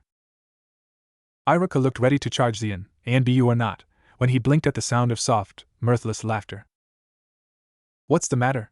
Naruto asked, looking straight into the eye sockets of the man's mask, scared to come too close. Are you afraid of me? When the man didn't reply, the blonde smirked. Or is the big bad ANBU afraid that the QB may come out to play? The clearing went silent as everyone looked at the boy in shock, causing him to snort, nodding towards the corpse of their target. Mizuki liked the sound of his own voice. When I bumped into him here, he must have figured, heck, why not bring the demon fox with me, said as much himself. The blonde snickered sadistically, causing the ANBU to shiver at the sound. It reminded them way too much of Ibiki during one of his Ibiki time sessions. Unfortunately for him, I never did like that mouth of his. He looked the assembled ANBU and Chunin in the eyes, stood up, and pulled the shuriken out of his gut, wincing at the pain. Now, he muttered, walking up to the bare-masked ANBU whilst holding his stomach, I'm going to let you choose. You can heal me, and we can all go home and sleep, or you can leave me here to rot, your choice. Naruto could almost feel the smug look on the Umbu's face and raised a finger to it to cut him off before he could say anything. But just so you know, if I go, he pointed to his stomach, then the seal goes with me. He leered up at the shocked ANBU, eyes seeming to glint in the moonlight. I'm sure you can imagine what that might mean. The assorted shinobi had frozen at the first mention of the seal disappearing, the very idea of the soul barrier between them and the QB vanishing chilling them to the marrow. That's right. Naruto's voice called out, dragging each of them out of their own personal nightmare to stare at the smirking blonde. The big bad fox would come out, Naruto muttered, running a blue eye over the assembled shinobi smugly, And I think he might be a bit peeved at being imprisoned for so long, wouldn't you agree? You heard Irika. The ANBU captain snapped out, far too quickly to be passed off primarily as concern for the injured genin. Hurry up and patch him up. Naruto smirked behind his mask, as the medics finally left him alone. He'd pulled that off perfectly. Not only had he disposed of the fake scroll without being discovered, he made it appear that Mizuki was responsible for everything. True, stabbing himself had been a spur-of-the-moment thing, but that was the price of brilliance. Sometimes you had to make sacrifices. Even a lizard will sever its own tail to escape from harm, he rationalized. I suppose I can relate now. He had already been completely healed, both from the efforts of the medics and his own impressive regeneration capabilities, but had been ordered to remain in the hospital for the Hokage to examine him. The blonde scoffed. The old geezer was probably going to check the stability of the seal. Speak of the devil, Sandaime entered, looking as if he'd been dragged from his bed only a few moments ago, shown in the look of his eyes and the fact he was wearing his red robe back to front. Naruto-kun, what were you thinking, fighting Mizuki like that? He said, looking the boy over in concern, wincing at the amount of bandages. You just graduated from the university, what made you think you could beat a Chunin? Naruto sighed, shaking his head. He really had nothing against the old man, but ever since he started training he never trusted any of the adults, with the exception of Irika-sensei, who aside from being a little prudish, was generally fun to be around. Overconfidence I guess, he muttered, smirking, but I did beat him. And almost killed yourself in the attempt. Are you trying to give me a heart attack? Sarutobi sat in a chair and sighed, shaking his head wearily, showing his age for the first time since he entered the room. Naruto-kun, I know you wish to prove yourself to the villagers, but I don't want you to do something so foolish again. He looked up at the boy and, to the blonde's shock, there was actual concern for him in the old man's eyes. I couldn't bear it if something happened to you, not after all you've endured to become a ninja. The elderly Hokage smiled at the boy. Congratulations, by the way, I knew enrolling you was a good idea. At this, Naruto was flummoxed. Though he'd had his suspicions, the blonde had never anticipated that his silent benefactor was really the Sandaime Hokage himself. He merely assumed that it was standard policy for all children to be enrolled at the academy. Ichiri now saw this as foolishness, as it would completely alienate the civilian populace. Sarutobi chuckled, enjoying the priceless look on the boy's face. It was better than the time he accidentally walked in on Jiraiya, Tsunade, and Orochimaru during a game of strip poker. Surprised? Not many people know this, Naruto, but when the fourth sealed the Kyuubi in you to protect the village, he meant for you to be seen as a hero. He sighed, shaking his head. Sadly though, the pain of loss was too great to be forgotten, and the people only saw you as the Kyuubi. No shit. Naruto muttered, scowling up at the monument at the fourth's features. Yondaime must have been stoned or something if he thought it was worth it to sacrifice his life for those bastards. Sandaime winced at the boy's tone, earning an amused snort. The truth hurts, doesn't it? Well, I'm not this village's whipping boy anymore, and I can tell you this, if they try anything, they'll wish it really was the Kyuubi that was after them. Getting out of bed, Naruto walked out, shooting a smile at the old man, trying to put him at ease. Relax, old man, I'm not about to pull an Itachi knot with Sasuke in the line of fire. He sent a glare at the man, but I'm not going to let insults just blow by anymore either. And with that, the blonde left, leaving a saddened Sandaime behind.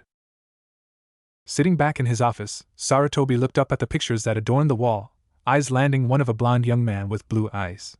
He sighed, shaking his head in shame. Sure, I only hope you can forgive this old fool for letting things get this far. The next day, after making sure that he was in perfect health from the night before, Naruto reported back to the academy for team assignments. To his mild pleasure, the fangirls had apparently doubled their ambushes this time, apparently blaming him for not making the cut this year. He whistled as he watched 3 of them go flying through the air as a result of their trap backfiring. A wooden cannon, he muttered, staring at the pile of kindling. The blasted thing had exploded due to being overloaded with gunpowder. Whereon they find something so outdated? And should I be flattered or worried? He calmly turned his head to the side to avoid a blow to the head from a club, tripping the girl up and sending her tumbling into a wall. That's the 13th one with frills, he muttered, turning the page of his book. After a thoroughly enjoyable workout, Naruto sauntered into class, still reading his book. Taking his regular seat next to Sasuke, he put his feet on the table, nodding his head slightly. I miss much? Sasuke snorted, hiding a smile behind his usual brooding pose. Kiba's mutt decided to mark his territory on Ino's new dress, and Shikamaru's currently broken the record for being lazy. He scowled at the genin, who was currently napping right behind them. How'd a bum like that pass the exam? Naruto shrugged, pulled out a pen, and began scribbling on the boy's face, a bored expression on his own. Sasuke raised an eyebrow at the blonde's antics. Real mature Naruto. He muttered, smirking. Just teaching him a lesson, care to join in? Naruto replied, offering a pen. Sasuke scoffed and turned to face the front. Naruto, prank completed, did the same, putting his feet up and reading his little orange book, leaving the still slumbering Shikamaru with several interesting facial paintings, including a massive wiener across his forehead. At that moment Sakura walked in, and spying Sasuke, made a beeline for him with a delighted look on her face, which dropped like a 10-ton weight at the sight of the person sitting next to her target. Stopping before Naruto, she stood there, hands on her hips, and scowled at him, waiting for her blonde nemesis to notice her. Said nemesis continued to read his book, pretending that he hadn't noticed the girl as she began to seethe. When he sensed that she was well and truly put out, the blonde looked up at her lazily, arching an eyebrow coyly. Can you be helped? Naruto asked, giving her a bored look. Sakura twitched in barely restrained anger and pointed at him with a twitching finger. I want to sit with Sasuke-kun. Move over. Naruto looked at her for a moment, then went back to his book as if she hadn't said anything. No, I don't think I will. The pink-haired girl let out a screech, and was about to clout the blonde genin when Iruka came in, followed by a scowling Ino. Take your seats, people, and I'll call out the teams, he said, eyeing the class carefully, hoping he wouldn't have to resort to his evil head jutsu now that they were grown up. Sakura sent the blonde a death glare and did as she was told, settling for sitting next to the bane of her existence, as it was the closest she was likely to get to her crush. Once he was certain they were settled, Iruka looked down at the checklist and cleared his throat. Teams are as follows. Team 1. Naruto blocked it all out, wondering whether or not he'd be on Sasuke's team or not. And while it would make watching his friends back a hell of a lot easier, he didn't like the idea of Sasuke's Sharingan copying any of his moves, intentionally or otherwise. If there was one vice to having a Kitsu frame of mind, it was that all foxes were secretive little bastards, who coveted their secrets even more than their treasures. Fortunately for our hero, the fates were on his side that day. Team 7, Uchiha Sasuke, Haruno Sakura and Tomo. Iruka called out, wincing as the kunoichi let out a screech of joy. Guess that solves that. Naruto muttered, sending Sasuke a look of pity whilst patting him on the back. Tough luck, Sasuke, the blonde at least could have served as eye candy, but this one yeesh. This comment caused Ino to flush, not expecting such a compliment from the Uchiha's devious friend. Sakura, however, snapped at him in irritation. And just what do you mean by that? Other than the fact that when I first saw you, I thought you were a cross-dresser? Naruto shrugged, nothing much. Sasuke snorted at this, as did a number of other students, whilst Sakura's face went red with anger. Iruka finished calling out the list of teams and smiled, nodding at them all. That's all, thank you for your time. Your senseis will be coming to collect you in a few minutes, so please be patient. Naruto frowned, wondering if he'd missed his name, and raised his hand. Iruka-sensei, you forgot my name. The Chunin looked up at the teen and shook his head, wincing slightly. Sorry, Naruto, but the students were split into 10 teams of 3. As the 31st candidate, we couldn't put you on a team. You're kidding, right? The blonde asked, getting to his feet in a rush, sensing some T9ing was up. You mean I'm the only one who isn't getting on a team? The blonde shot a giggling Sakura a glare and growled, looking at the resident Uchiha over his shoulder. Sasuke, you have my pity, stuck on a team with nothing but guys. I'm a woman, you freak! Sakura yelled, earning a snort of disbelief from Naruto. Iruka rubbed his face, sighing. He didn't exactly like this situation either. The council, upon hearing of the blonde's success in the exam, had purposely allowed another student to pass, filling in the last available slot. This, coupled with the news of what had happened with Mizuki, had set them firmly against the blonde receiving the genin title. Unfortunately for them, the Chunin thought Riley, Sandaime-sama is always 3 steepos ahead of them. Actually, Naruto, you're going to be training with someone the Sandaime personally asked to come here, so show some respect. Naruto raised an eyebrow at this, ignoring the looks of jealousy that crossed some of his classmates' faces. Someone the Sandaime knows? Probably an expert on seals. He looked around the classroom, not detecting any foreign auras or scents. So where is this guy? Or is he the shy type? There was a knock at the door, which Irika responded to quickly, bowing slightly in greeting, before stepping aside to admit someone. At first they couldn't see anything, then an old woman, shorter even than the Sandaime, walked in, shooting the group a critical gaze. The stock of Konoha shinobi has plummeted if these ones manage to graduate. She shook her head. Times really must be changing. Naruto raised an eyebrow, not impressed in the slightest. You're kidding me? This old hag is my sensei? The look on Irika's face was priceless, equal parts embarrassment and shock, wrapped up in pure, uncultured terror. The woman looked up at the blonde and Naruto felt Kyuubi twitch in recognition. So this is the kid? She looked him up and down. Doesn't look like much, probably not worth my time to train. Naruto bristled at this, before smirking, his eyes flickering mischievously. And just what could a shriveled up old hag like you teach me? How to crochet? Basket weaving? He put a hand to she face in mock awe. The secrets of shuffleboard? Kiba burst out laughing, which was picked up by a few others, as the blonde took a bow, still smirking at the woman. The look of fear was spreading across Irika's face like a flood, as he tried to get them to stop, whilst stammering apologies. The old woman merely sighed, shaking her head, before her eyes snapped open, flashing with power. With a simple yell, she sent the startled blonde shinobi flying towards the wall, where he made an indentation with his whole body. The whole class went deathly silent, save for the sound of falling plaster and settling dust, as the diminutive woman shook her head, muttering. I used to be able to make guys like that wet themselves with a simple glance. She chuckled bitterly. Getting old really sucks. Turning on her heel, she looked Irika in the eye and nodded towards the Naruto-shaped hole in the wall. If the Baka survive that, tell him to meet me by the river, I'll be waiting. Irika nodded, glad that his student high had gotten off easy, before opening the door to let the woman out of the class. Of course, Genkai Shirhan.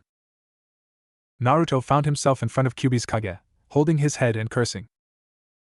Okay, that hurt, he muttered, shaking his head to attempt to clear it. What in the heck is that old lady? Her name is Genkai, Kyuubi muttered, catching the youth's attention. She is known as a powerful psychic and an expert demon slayer. She is known to have killed more demons than I'd like to admit. The Yuko shivered in anticipation, clearly enjoying this recent development. There is not a demon alive that hasn't heard of her. Even I entertained the notion of challenging her once, but she proved hard to find. The fox shivered again. And she has apparently retired, passed the torch on to her successor, and my wits have not been altered enough to desire a fight with him. Naruto watched as his 2 cents were ruffled at the mere thought and shivered, grinning in anticipation. This could be interesting. Let's see what the old hag can do. Lo and behold, Naruto's sensei has been revealed. Before we begin, let me make one thing clear. Genkai muttered, as she leveled a stern glare at the blonde before her. I'm only doing this as a favor to the Sandaime. The woman snorted, shaking her head. I normally don't take students on a whim, so if you screw up, you're on your own. Naruto nodded, rubbing the back of his neck. His little trip through the wall had hurt, but he wasn't about to admit that to the crone's face until he got a proper measure of her. Tusan says you're a demon slayer? The blonde asked, running a skeptical eye over the diminutive Reiki master. Is that true, or am I talking about someone else? Genkai cocked an eyebrow, intrigued at the boy's words. That was my profession at one point, she admitted with a nod, but I was under the impression that you were an orphan unless. The Reiki master looked at the boy with a frown on her face, causing Naruto to feel a slight probing presence in his head. This went on for a few seconds before it vanished as the woman snorted. Yuko, she muttered, amusement in her aged tones. They always did have a soft spot for children. I suppose you could do worse for a role model. Genkai cleared her throat and nodded at him, hands held behind her back as she frowned again. I'm not going to go into the Leaf's ritualistic period of getting to know you, she muttered, wry humor causing the side of her mouth to quirk upwards, cause quite frankly I couldn't give a damn. She gave the blonde a meaningful look. The old man guilt tripped me into this for teaching that blonde baboon of a Hokage the Shiki Fujin technique to protect the village. The aged sensei spat on the ground in disgust. I never thought he'd use a child as a sacrifice. Naruto twitched at this interesting little tidbit, eyeing the Reiki master with interest.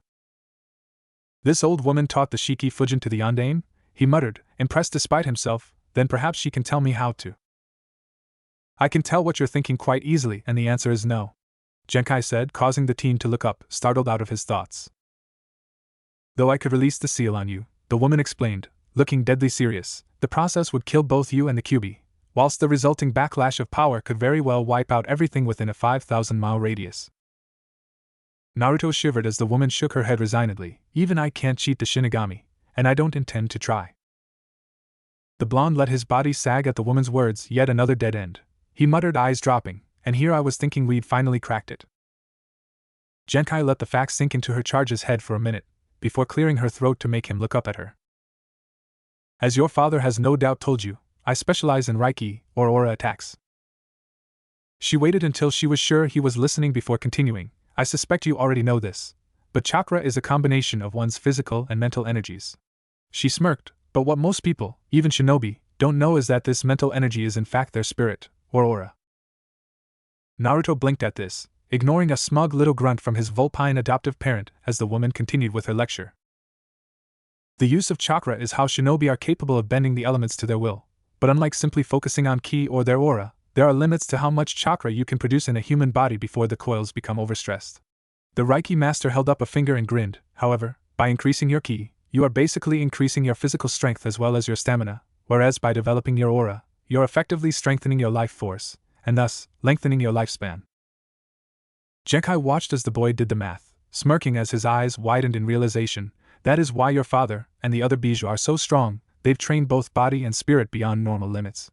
She pointed at the blonde, or more accurately his navel. That is the secret behind Kyuubi's limitless chakra supply. His body and soul have far surpassed the limits set in place by nature. Naruto stared at his hands in awe as the woman trailed off, wondering at the possibilities of attaining that level of power himself, before eyeing his sensei critically.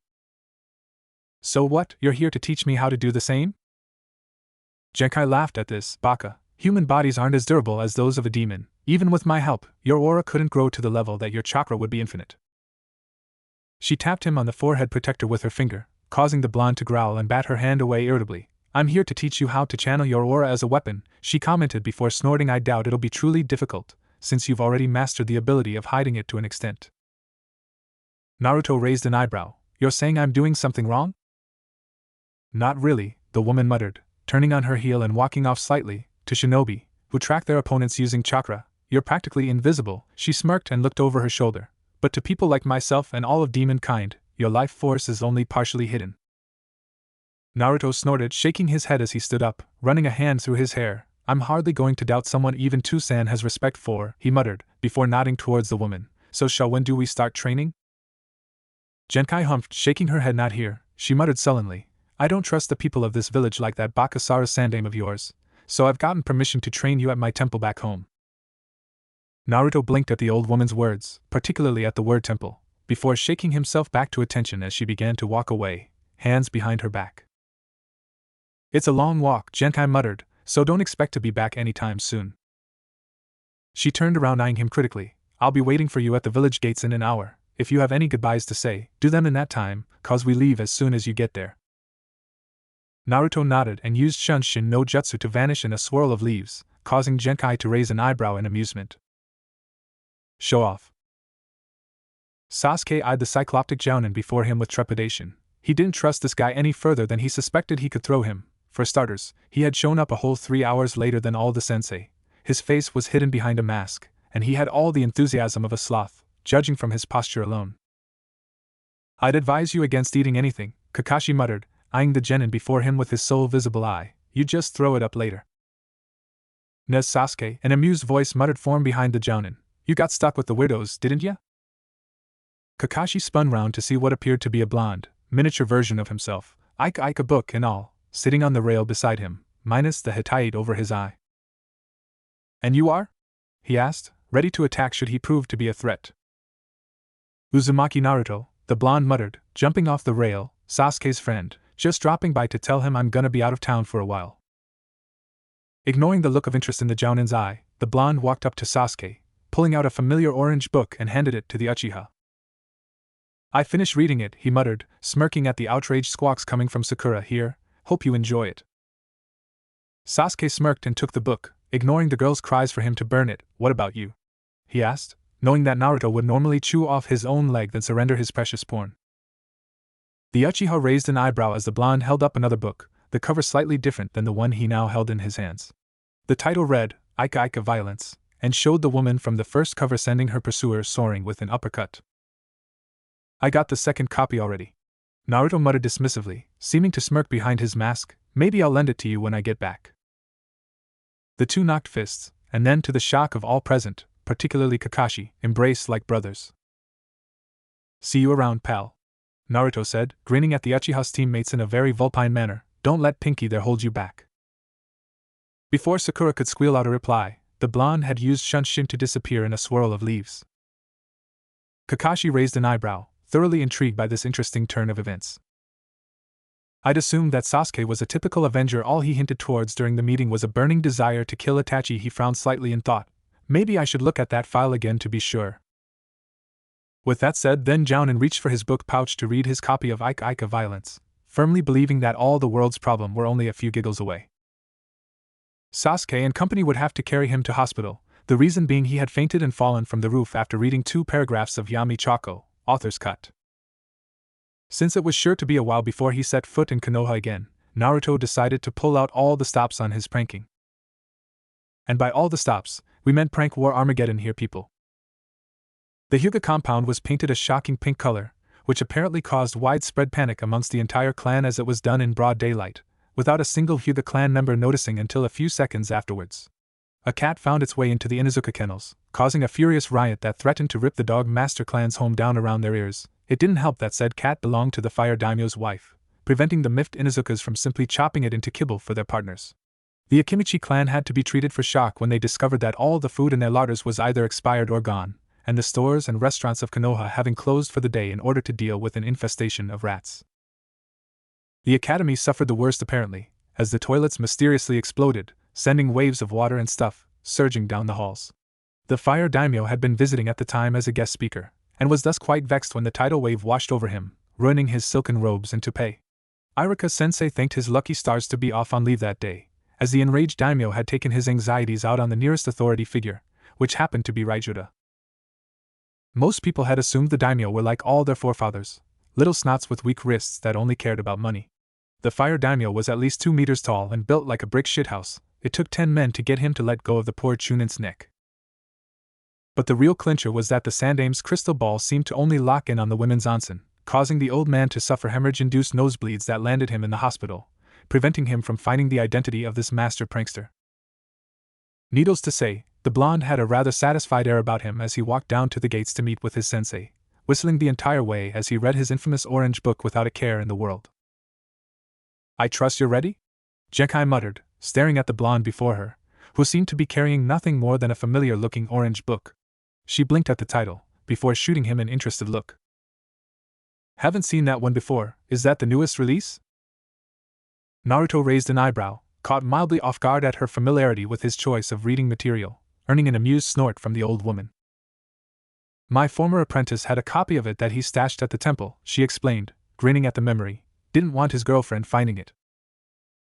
Bet he got some good ideas from it."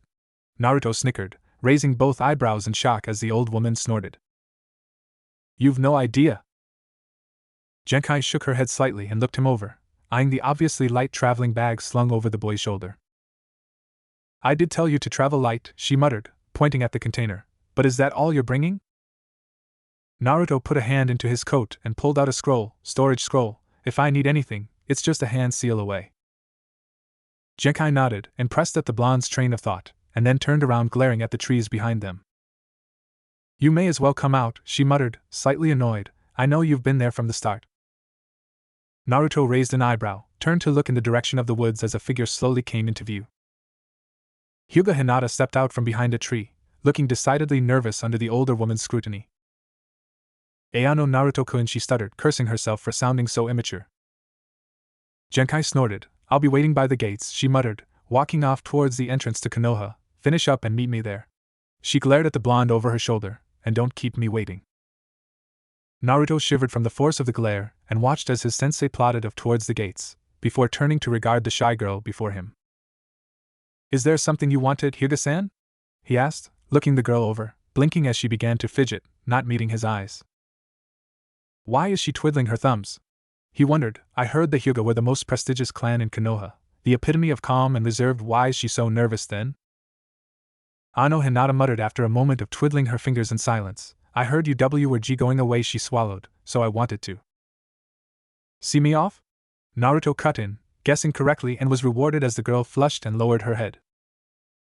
She's cute when she does that, he thought, taking in the girl's features and comparing them to his memories from the academy days. And she's not one of those stalker freaks Sasuke has to deal with. He shivered slightly as he watched her twiddle her fingers. And did I mention the cute part? If I had a tail, it'd be wagging right now. Shaking himself out of his thoughts, the blonde smiled at the girl, nodding in thanks. I appreciate the sentiment, Hyuga-san, he said before turning on his heel and waving, even if you really could care less about whether I left or not. Hinata trembled slightly and looked away. Ano I do care. Naruto stopped, looking over his shoulder in interest as the girl's voice rose slightly. I've looked up T to you since we were in the academy. The shy Hyuga admitted, flushing. You always seemed so calm, and no matter what. Hinata blushed deeper and lowered her head, her courage beginning to wane in the face of the blonde's silence. I respected you, she semi-whispered, as so when I heard YUW were leaving I. The Hyuga stopped, blinking as she heard the boy's footsteps approach. The startled girl managed to look up just in time for Naruto to gently cup her chin, tugging his mask down with his other hand. And Naruto-ku dash. The girl's cry of surprise was cut off, her eyes widening as the blonde captured her lips with his own. Time stood still, and the ground seemed to spin as the shy Hyuga felt her legs grow weak around the knees. She kept telling herself it was all a dream, and that she'd wake up to find herself in her bed at the Hyuga mansion. But the moment did not pass, and the blonde was still there, lips pressed gently yet firmly against her own. To the casual observer the kiss lasted only a few seconds. To the Hyuga heiress those seconds felt like minutes, and those minutes like hours, and those hours.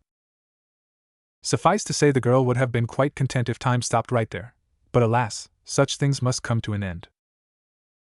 Slowly, almost tauntingly, Naruto broke away from the flushed girl's lips, and leaned in towards her ear. That's just the prelude, he whispered, voice lined with enough suggestive tones to satisfy even the most devout Ika fan. When I get back we'll continue, that's a promise.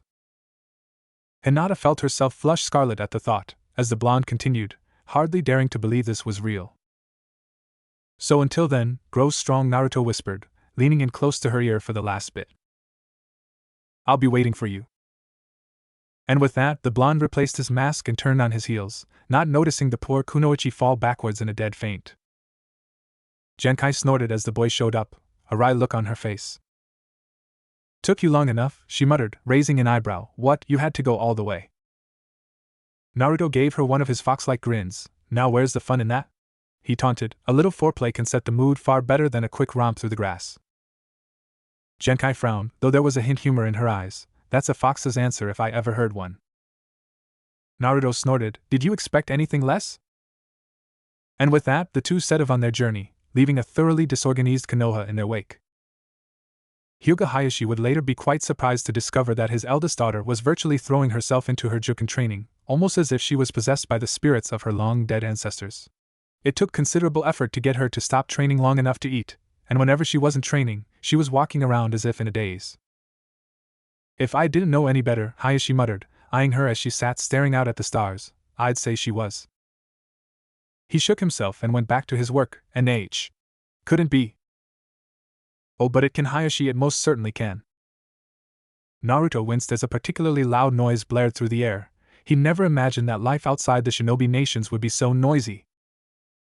What did the old hag call it again? He wondered, glaring at the offending object, a car? Shrugging, the blonde fell and stepped slightly behind his diminutive sensei, apparently reading his book, when in actuality, he was taking in the scenery. After passing through a rather disturbing tunnel jutsu, which Genkai refused to elaborate on, they had arrived in the middle of what appeared to be a park, empty save for the foul-smelling old man who watched them leave, all the while muttering something about Millennium Shrimp.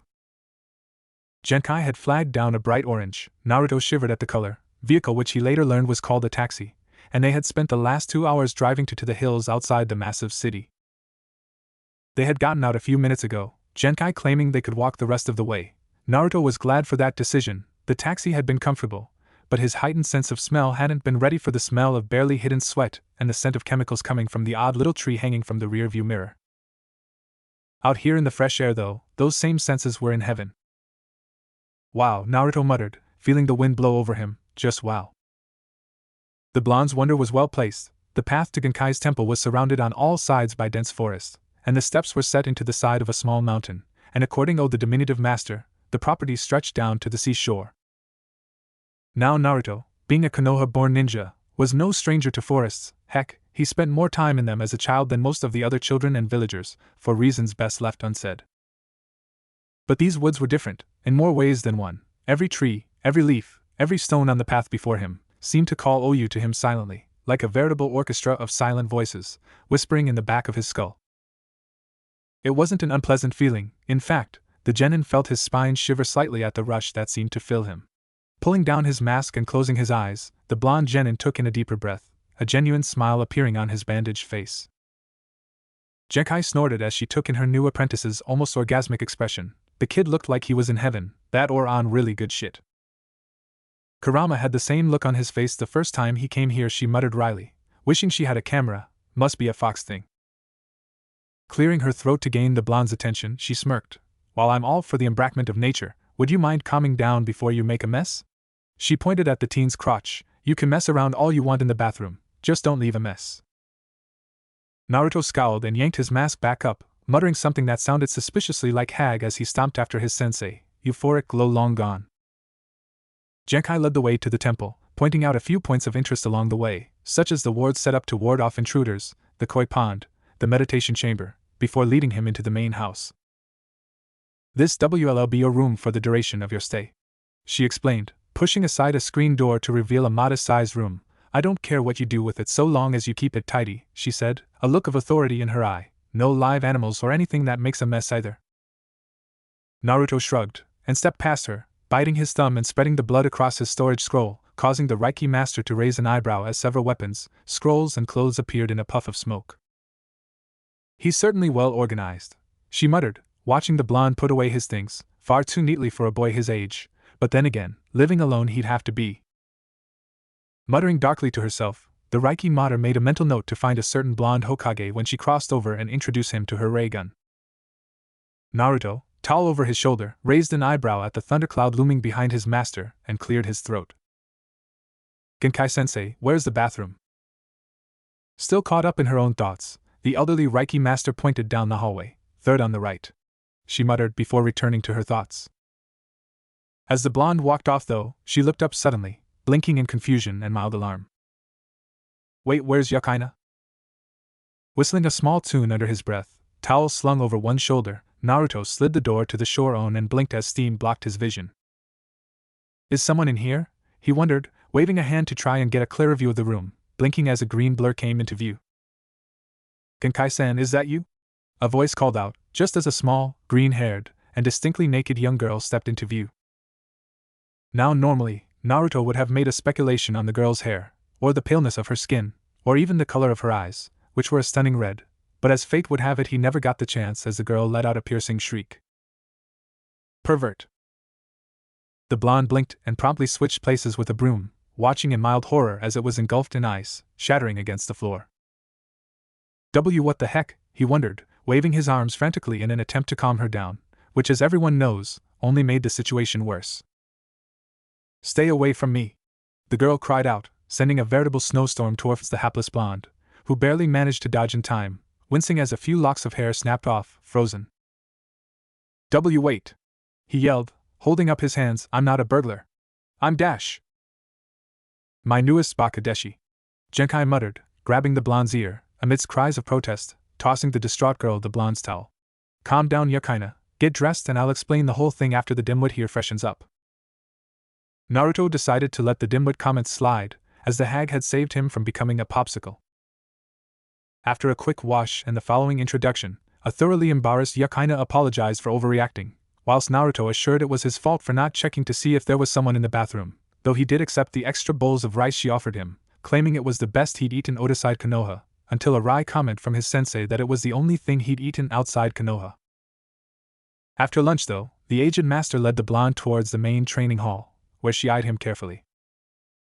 No doubt you've covered the basics of training with your aura from the fox, she theorized, noting the blonde's nod with some satisfaction, and your academy training no doubt enabled you to gain a firm grasp of your chakra control, regardless of the imbalances caused by the seal. She frowned at him, but before I can see what we need to walk on, I need to know where you stand. With that, she pushed a panel in the wall, causing it to rise up slowly. Naruto braced himself for whatever lay on the other side, only to blink as the lights snake-poked on to reveal. An arcade? Genkai snorted at the look of disbelief on her apprentice's face. Love that first look of surprise people get when they see this place, but enough messing around. She walked into the arcade, the machines coming to life as she passed. Each specific game has a meaning. The Janken game tests your sixth sense, the punching game measures your spiritual attack power, whilst the karaoke machine measures your soul's spiritual strength. Naruto nodded, trying to keep up, thumbing over his shoulder at the others. What about that lot? Genkai shrugged. They're just for fun. She eyed the blonde with a ready eye. You'll only get one shot at this, so don't waste my time. Naruto smirked, and headed towards the punching machine, ready to burn off some of the irritation he'd built up on the way here. Wait! Genkai called out, causing him to pause. One more thing about these games. Naruto froze, wondering if there was some sort of penalty involved for failing them. They're 100 yen each to play. Genkai muttered, smirking as the blonde blinked in apparent confusion. Uchiha Sasuke watched as Kakashi taunted his male teammate. Tomo had fallen into one of the simplest traps ever, and was currently dangling upside down from a tree, cussing his head off at the smiling Jounin, as he was reminded on the need to look beneath the underneath. Sasuke saw a chance and sent a flurry of kunai at the Jounin, all of which collided, much to the horror of Tomo, who let out a squawk of terror, Thady Miz, until the corpse changed into a log. Shit! Sasuke yelled, recognizing the Kawarimi and dashing away from his former position, desperate to put some distance between the no doubt approaching Jounin and himself. Damn it! These guys are useless, he grumbled, remembering how easily Sakura AHD been taken down as well. If Naruto were here, we'd have had those bells faster than you could say ramen. At the mention of his blonde partner in crime, the Uchiha frowned, the cogs turning in his head, before a smirk crossed his features, a rather familiar smirk, the type of smirk that would cause Orochimaru himself to shiver. A little vulgar for my taste, he began scoping the area, but what the heck, he deserves it. Kakashi sped through the undergrowth, tracking down the last of his charges, the village's precious Uchiha, a small part of him wondering what to expect from the village's golden boy, the other trying to enjoy the beauty that was Ika Ika paradise. Sashibiradana Hataki Kakashi. Kakashi felt a shiver go up his spine at the voice and lost his page, spinning round to glare at the ANBU uniformed. Uchiha Itachi, the Jounin muttered, putting his book away. The missing nin chuckled darkly, his Sharingan deactivated, a strange gleam in his obsidian eyes. Such a cold tone, Kakashi. The man muttered, stepping forwards. Aren't you happy to see me? Kakashi frowned. What are you doing here? Come to finish what you started. He drew a kunai and held it at his side. Come to finish Sasuke off too? Itachi sighed. It's always business with you, isn't it, Kakashi? The man sighed, running a gloved hand through his hair. And after I came all this way. The Uchiha's eyes took on a strange look. It was a look Kakashi knew all too well. It was the reason he'd started wearing a mask after all. He'd also seen it on Enko's face from time to time whenever she'd bumped into him at ANBU headquarters. A look of hunger. Just to see you. Itachi finished, eyeing the startled Jounin like a piece of meat. Kakashi flinched, feeling the beginnings of a rash forming at the mere thought of what the man was implying, and suppressed a shiver. However, the momentary lapse in attention caused him to take his eyes off the missing nin, who vanished in a plume of smoke. Cursing, the cycloptic Jounin spun his head to the right, looking for the missing nin and reaching for his headband, only to shiver as a pair of arms wrapped around his neck, a pair of naked arms. That's not a kunai in my pocket. Itachi purred in the Jounin's ear, blowing into it for emphasis. That did it. Kakashi let out a girlish shriek as his homophobia kicked in, breaking out of the Uchiha's grip and heading for the hills, hackles raised and skin reddening under a rash as fierce as killer bees. So great was his desire to flee, that he failed to notice that his waist was slightly lighter than when he started. Itachi smirked, and promptly disappeared in a cloud of smoke, revealing a triumphant Sasuke, who was tossing the bells in the air. I don't know whether to feel proud or dirty, he muttered, shaking his head and grabbing the bells out of the air. Wonder if Naruto has the same problems. After an initial argument, Genkai agreed to allow Naruto to use the machines for free, this time only, and had sat back and watched the blonde let rip, a smile on her face. The boy's spiritual attack power rated a 165, that's only a little higher than Yusuke's when he first showed up, she snorted, and he's definitely no Kuwabara, but with a spiritual awareness of 10 out of 15, he's certainly no lightweight in regards to detecting a person's aura. She winced as the boy's singing blasted over the speakers, the readings going off the chart. Better add being tone deaf to that list, she muttered, shaking her head. Still, 100 points ain't too shabby. Right here right now, bang. Buppanace like a dan-gone liner. Right here right now, burn. Butakitakuzi get the fire. Bam. Kakashi sat huddled inside the hollowed-out center of a dead tree, with nothing but his little orange book of porn to comfort him as he tried to steady his nerves. He hadn't had to worry this much since he left ANBU all those years ago, and even then he'd had to take therapy for the attacks. He still regretted walking in on Guy in the shower. The man was just a little too friendly for comfort. Come to think of it, the Jounin muttered, the attacks started up again shortly after someone started stealing my books. He growled, old confidence returning at the thought of the unknown perpetrator, and mentally promised himself that if he ever caught the bastard he'd introduce Raikiri to the bastard's balls. Hearing the distant chiming of his alarm clock, the Jounin sighed and climbed out of the hole, one part of him sad that the fun was over so soon, the other ready to pull the second part of the test on his poor charges. Sadly for Kakashi, it just wasn't meant to be, as he found his students waiting for him at the stumps, Sakura and Tomo already pigging out, while Sasuke leaned against a tree. You're late, sensei. The Uchiha muttered, not looking up, earning a wince from the Jounin. And you all failed. The Jounin replied, only to blink as Sakura and Tomo each held up a bell, the latter with his cheeks puffed out with rice. Sasuke-kun got them for us. Sakura yelled out, clutching her hands together and batting her eyes at the Uchiha. Said Avenger promptly ignored her as he shot a smug grin at the Jounin, a grin that reminded him suspiciously of the Itachi he'd met in the woods. After bodily dragging the blonde away from the stricken karaoke machine, Genkai led him towards a roped-off section of the woods, one with an aura dark enough to cause the hackles on the back of his neck to stand up. This dark forest is home to a variety of fell beasts and monsters that have managed to avoid humans for countless generations. The only reason they are permitted to stay here is that they've been here longer than me, and thus have a better understanding of the environment. Genkai explained, smirking, that and the fact that they're all too weak to do any harm to anyone but a rank novice. Even in my current condition I'm more than a match for them. She nodded towards the woods. Those that have survived it call it the Cursed Forest. I find it quite quaint, and a good way to ward of annoying salesmen. Naruto snorted and cracked his neck joints. Let me guess, you want me to go in there? Genkai nodded. See that tree? She asked, pointing to an impressively tall tree at the end of the forest. Reach that tree to finish the exercise, I'll time you. The blonde smirked and dashed forwards, leaping from tree branch to tree branch in his attempt to clear the course as fast as possible. Or rather he was, until Genkai used his head as a springboard. Quit messing around and meet me at the tree, she chastised, dashing through the forest. Don't keep me waiting too long.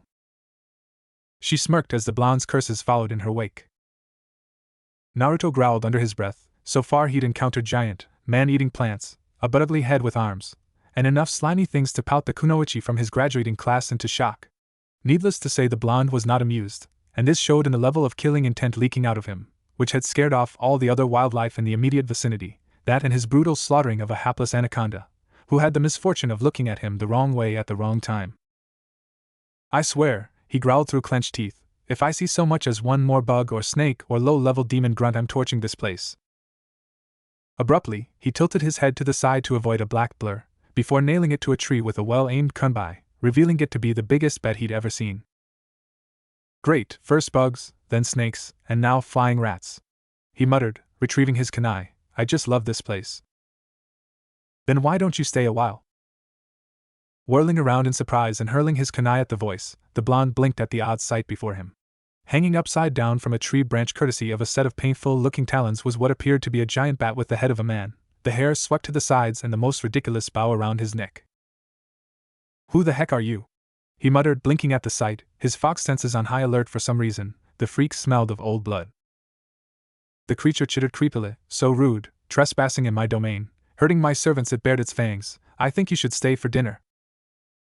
Naruto bristled and held a kunai in front of him protectively. Gee, what's on the menu, fried rat? No, you. The creature swooped down, mouth wide and ready to take a bite out of the blonde, only to backstep in midair, wings flapping as the blonde disappeared in a puff of smoke. Where'd he go? Katon, Gakkaku no Jutsu. The Bat Master shrieked and flapped his wings to avoid a fireball that could have deep-fried a rhino, glaring at his would-be target accusingly. Hey! You trying to kill me? Naruto sweat-droped, eyeing the freak cautiously. That was my intention. He muttered, wondering just HW messed up this freak was. What, you thought I'd just sit still and be eaten? The Bat Master hissed, landing on another branch and watching as the blonde disappeared into the undergrowth, a small smile growing on his pointed face. Brat, if you think you can escape from me by using the shadows, you're sadly mistaken. The freak leapt from his perch, letting off a high-pitched salvo of ultrasonic waves, which actually caused some of its smaller minions to fall out of the air. Naruto, caught in the blast as well, stumbled in mid-leap and fell from his tree, landing on the ground badly. Gotcha! The demon shrieked, before swooping in, fangs bared, and latching onto the blonde's shoulder like a leech. Naruto's world shook, completely off-center. He cursed it as he realized that his enhanced sense of hearing had caused the damage to his inner ear to be amplified to the point he was completely deaf. He twitched as he felt blood run down the side of his cheek, the result of his ruptured eardrums, and glared at the ugly little parasite that was the cause of his discomfort. "D-damn freak," he hissed, grabbing hold of the demon's hair. "Get off!" The Bat Master merely dug his claws into the blonde's midriff, causing him to grunt in pain as the talons pierced the skin, and resumed feeding with increased gusto. Naruto grunted and tried to grab a kunai from his holster, only to curse as it had become dislodged in the scuffle, and lay a foot from his bobi, out of reach with the demon laying over him. "Damn it," he cursed, feline lightheaded, "so this is how it goes." The blonde thought he could hear the roars of his adoptive parent as the Yuko rammed against the bars of the cage, but even those died down as he stared up at the canopy. "After surviving in that hellhole for so many years, I get taken out by an overgrown flying rat," he ogled mockingly. "Wonderful." Unbidden, the memories surfaced, as if to further mock the blonde's current situation. "Monster! Why don't you just die? Go back to hell where you came from." Guess you get your wish, bastards," the blonde muttered, a growl forming in the back of his throat. "Can't have you running away, can we? Look, it's the kid. Would have been better if he just died." Naruto's growl deepened, causing his lip to curl in anger. "Stards always looking down their noses at me, never giving me a chance. Just who do they think they are? Would have done us all a favor if he just died. Damn demon, I should kill it." The blonde dug his hand into the soil under him, feeling a strange surge of energy fill his veins. Beneath him, the roots of the trees seemed to hum as he glared down at the shocked demon. "Get the fuck off me!" Jekai looked up sharply at the sudden surge of power that filled the air, before blinking as a massive tree shot upwards, growing at an incredible pace until it was as tall as a small skyscraper, the branches spreading out to loom over the forest. "Well now," she muttered, gazing up at the top, an impressed look on her face, "I wasn't expecting that." Abruptly, the battered corpse of the Bat Master fell from the topmost branches of the tree, looking like he'd been clubbed to death by a troll, sliding down the branches to land on the canopy below. "I hate my life," he whimpered, gazing at the setting sun. "Maybe I should have been like Cousin Vlad and set up camp in a castle." Naruto awoke to the sight of a hardwood ceiling, blinking in surprise as it became clear that his healing factor had repaired the damage to his hearing. "Don't try to sit up," Genkai's voice warned, the aged master leaning over him. "You lost at least a pint of blood there. I wouldn't expect you to be up again for at least 2 days, even with your obvious healing capabilities." Naruto blinked olishly at the woman, then looked up as Yukaina tilted his head slightly, holding a bowl to his lips. "Drink this," the Kurama said gently, "it'll help sped up the healing process." Naruto, nose reeling from the foul-smelling broth, did as he was told, forcing the mixture down and trying not to choke on his own tongue.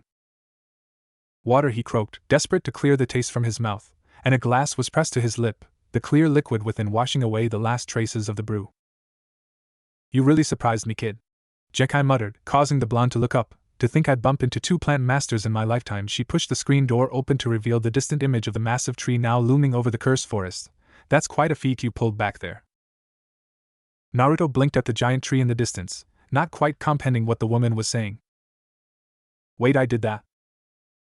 Genkai frowned. "You mean you've never done it before?" Naruto gave her a look. "Don't you think I'd have mentioned it before?"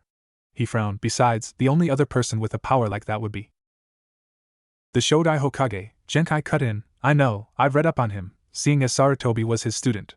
She snorted, staring out at the tree. "Old fart idolizes the guy, though if what you just did is an example of his powers, I can see why."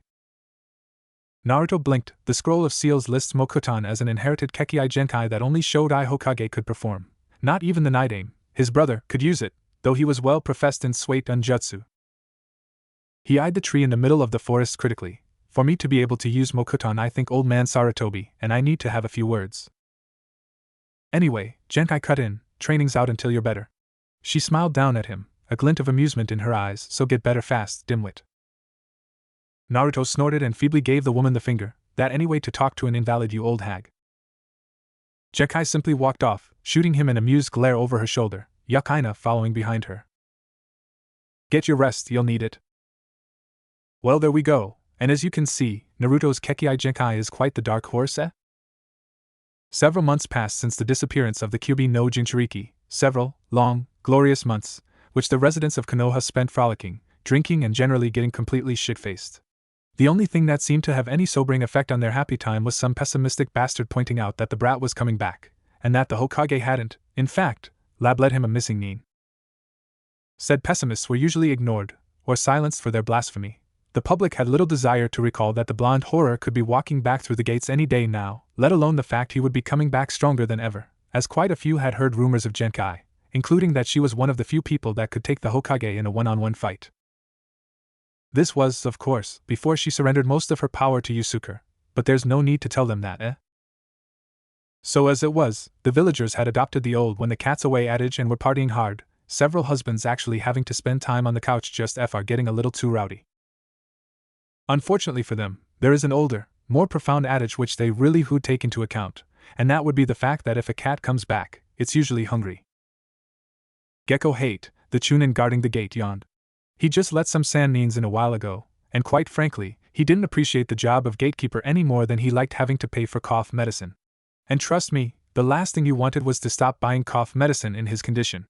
Now 2 figures in brown traveling cloaks was walking towards him, and he didn't like the way the taller of the 2 was covering his face. The shorter of the 2, an aged woman with a piercing glare, looked up at him and sniffed. Genkai and student, returning for the chunin exams, she said, frowning slightly as she held out a passport. Here are our papers, now hurry up and let us in.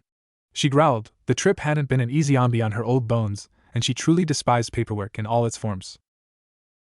Hate, taking the time to check the papers, frowned at the name on the other. So, the Ninetales kid is back, huh? He noted neutrally, not really having anything against Naruto personally. Better let the Hokage know. Actually, I'll let him know myself. The taller figure said, causing Hate to jump. Can't have you deserting your post, now can we, Hate-san? While the startled shinobi could only stutter in shock, Naruto marched past, a grin hidden under his mask. Did he just read my mind? Hate wondered, incredibly alarmed at this thought, before evaluating the survival rating of the local populace once news had spread of the blonde's return. We are so screwed, he deduced, though it was with a weak grin. I trust the boy wasn't too much trouble? Sarutobi asked, pouring some sake into a saucer for Genkai. The woman snorted and sipped it, sighing as she enjoyed the soothing liquid. He's fine, she replied, actually a lot better mannered than my last student, and the fox is a positive influence in that regard at least. She acknowledged, taking another sip of the beverage. Sarutobi sighed in relief. He'd been worried that Naruto and Genkai would bump heads, something that didn't sound appealing no matter how far away you were. Looking around the office, Genkai snorted, room hasn't changed since the last time I was in here. She looked around. First time I met you, you'd just been appointed. She shook her head. You asked me out, in front of Toguro no less. She smirked at the Hokage. That took balls. Sarutobi chuckled. My skull still has the stitches from the thumping you gave me, he admitted, though I really had no idea you two were an item. We're being the decisive factor here, Genkai muttered, sighing slightly in her seat, a shadow crossing her aged features. Sarutobi shifted, knowing these were dangerous waters, and that any man had suffered a painful beating for putting the WRNG word forward. For what it's worth, he was a good man, he stated, catching her attention. We didn't see eye to eye, literally, he grumbled the last part, recalling just how damn tall the younger Toguro had been, but a more honorable fighter I'd never met. Would it be that he stayed like that? Genkai muttered, chugging down the sake before getting to her feet with a sigh. I'd better be going, my apartment isn't going to get any closer. Allow me to escort you, Sarutobi muttered, raising a hand defensively as he caught the look in her eyes. Not that I think you need the protection, but well. Genkai frowned at him for a few minutes, before snorting and shaking her faded pink head. Same old Saru, she muttered WRLY, even after all these years you're a hopeless flirt. Well, you know what they say, Sarutobi chuckled, opening the door, you're only as old as you feel. He looked around and frowned slightly. By the way, where did you say Naruto-kun went? Genkai shrugged and walked out the door, said he was taking a walk, he'll be fine. That's not what I'm concerned about, Sarutobi muttered, sweat dropping at the thought of Naruto wreaking havoc on his one-time tormentors with Genkai's techniques. Naruto was currently lightening the pockets of every villager he bumped into as he made his way to the Ichiraku ramen stand. Apparently, the place had gone downhill since he'd left, and they were having a hard time coping. "Hey, Oyaji, I'd like to place an order," he called out, tapping the counter for emphasis. Ichiraku turned and nodded. "What'll it be?" he asked, then stared flummoxed at the amount of bills on the table. "Enough miso ramen that this'll pay for, and a couple of Ichiraku specials." Pulling his hood back, Naruto's eyes twinkled mischievously. "I've been away for a while, and I missed the taste of home." "Naruto-kun!" Ichiraku roared, reaching around the banner to clasp the boy by the shoulders as if he were the man's own son. "I am. Come out here. Guess who's back?" "Dad? What are you dash?" I am came round the curtain and blinked, before breaking into a smile and dashing forwards. "Naruto-kun." Naruto was glad of the mask that covered his face, as he felt it wouldn't do to be barred from Ichiraku's because of the grin he had on as I am hugged him close. Nothing like home, he praised, sighing and taking in the scent of broth and flour that the older girl had been making, before returning the hug and smiling up at the duo. "Guess you miss me, huh?" "Missed you?" Ichiraku stated. "How could we not? You're like family to us." I am slapped him on the shoulder. "Don't ever leave like that again," she chastised. "You didn't even write." Naruto merely smiled and waved his hands apologetically. Suman now about that ramen?" After a joyous reunion with the Ichiraku family, Naruto gorged himself on a veritable mountain of ramen, enough to make even an Akimichi wince. Leaving a very generous tip, as well as a gift for the two, the latest issue of Ramen Monthly and a beautiful pair of earrings, Naruto decided to check out his old haunts. These included the library, the Hokage monument, the academy and the park, but since there was no one there, he figured better than to stick around. "Are you not going to look for her?" Kyubi asked, breaking into the boy's thoughts. "Maybe later," Naruto replied. "After all, rushing spoils the mood, right?" He sniffed the air and caught a familiar scent. Speak of the devil. Hinata had just waved goodbye to her teammates, who'd gone off home 10 minutes ago, and was still training in the field. Ever since Naruto had left, the shy Hyuga had motivated herself to become stronger. If she ever faltered, the memory of his last words and their kiss usually brought her back on track. "Don't you think that hitting a defenseless tree is a bit well unfair?" a familiar voice whispered in her ear. Squeaking in shock, she spun round, only to find no one there. "Over here." Turning around to face the tree she'd been pummeling, she saw the faintest hint of a shadow flit through the bushes. "Over here." Hinata spun around, watching as the branches moved and the shadow disappeared. "Bibia-kugen!" she called out, trying to catch the intruder in the dojutsu's infamous field of vision. The image seemed hazy, as if the chakra wasn't there at all, and then she saw something move behind her. "Juken!" she yelled out, slapping her palm into the shadow and sending out a stream of chakra. The shadow poofed out of existence, revealing itself as a shadow clone, and as Hinata spun to look round, a pair of arms embraced her from behind. "Did you miss me, Hinata-chan?" Hinata felt herself freeze at the voice, scarcely daring to believe it. "And Naruto-kun?" she prodded cautiously, shivering at the chuckle that replied. "I go away for almost a year, and that's all you can say." The arms wrapped around her possessively. "I'm hurt," he purred in her ear. Hinata felt the infamous flush creep up her face, wondering if it was all just some exhaustion-inspired dream, when he turned her around to face him.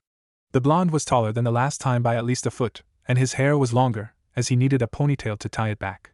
But his blue eyes twinkled as mischievously as ever as he lowered his mask to reveal his bandaged face. "You've grown," Naruto noted, rubbing a hand down her cheek. "You're even cuter than the last time I saw you." He leaned forward and nibbled the tip of her nose, earning a squeak of protest. "Stronger too, it makes you all the more appealing." Leaning forward again, he smiled. "Shall I continue where we left off?" he asked in a purring tone. "The choice is yours." Hinata couldn't even speak. She looked up at him, and the look said it all. The blonde brought his lips down again and met hers, rubbing his tongue over her lips until she granted him entry with a surprised squeak. Hinata, shocked out of her gourd, slowly relaxed into the kiss, and moaned. After dueling with their tongues for a minute, Naruto finally let her come up for air. "Are you taking part in the Chunin exams?" he asked, earning a nod in reply. He smirked. "Tell you what, if you make it to the finals, I'll take you out on a date." Hinata almost fainted from shock, but surprisingly rallied herself, and stared into the teen's eyes. "And if I don't?" she prodded, squeaking again as Naruto leaned forward and nipped her earlobe. "Oh, I'll leave that to your imagination," the blonde replied whiskily. a playfully light dancing in his eyes. If anything could have motivated the Hyuga into action, those words did it. Just as she was about to faint, he captured her lips again. Don't faint on me now, Hinata, he prodded, you've come so far on your own. He nibbled her lower lip, don't lose the moment. Hinata nodded slowly, then he released her, walking back a few steps. I'll see you at the exam then, he stated, and afterwards as well. With that he stepped backwards into the forest, blending into the shadows, the last thing to disappear being his vulpine grin. Who knows, he teased, we may go all the way. And with that, Hinata's last dredge of self-control gave in. She fainted dead away, face redder than the setting sun, little bursts of steam rising off her forehead. That was cruel. Kyubi muttered, though there was a note of approval in his tone, you shall be the death of that girl one day. Hinata's tougher than that. Naruto countered, nose deep in his beloved porn, she just needs to realize it herself. He cocked an appreciative eyebrow at a passing kunoichi with purple hair, wonder if the fishnets would work. She would die of blood loss if you even suggested it. Kyubi countered, stick with the natural look. Naruto nodded, then blinked at a familiar sight in a windowsill, what the hell, I could do with a laugh. He walked into the shop, somehow managing to do so without setting off the little bell next to the door, and made his way up the rows of plants to the desk, where a familiar blonde kunoichi was dozing on the table. Ahem. Ino's head shot up with the ease of long practice, her sales face on in a matter of seconds as she smiled at him with her eyes closed cutely.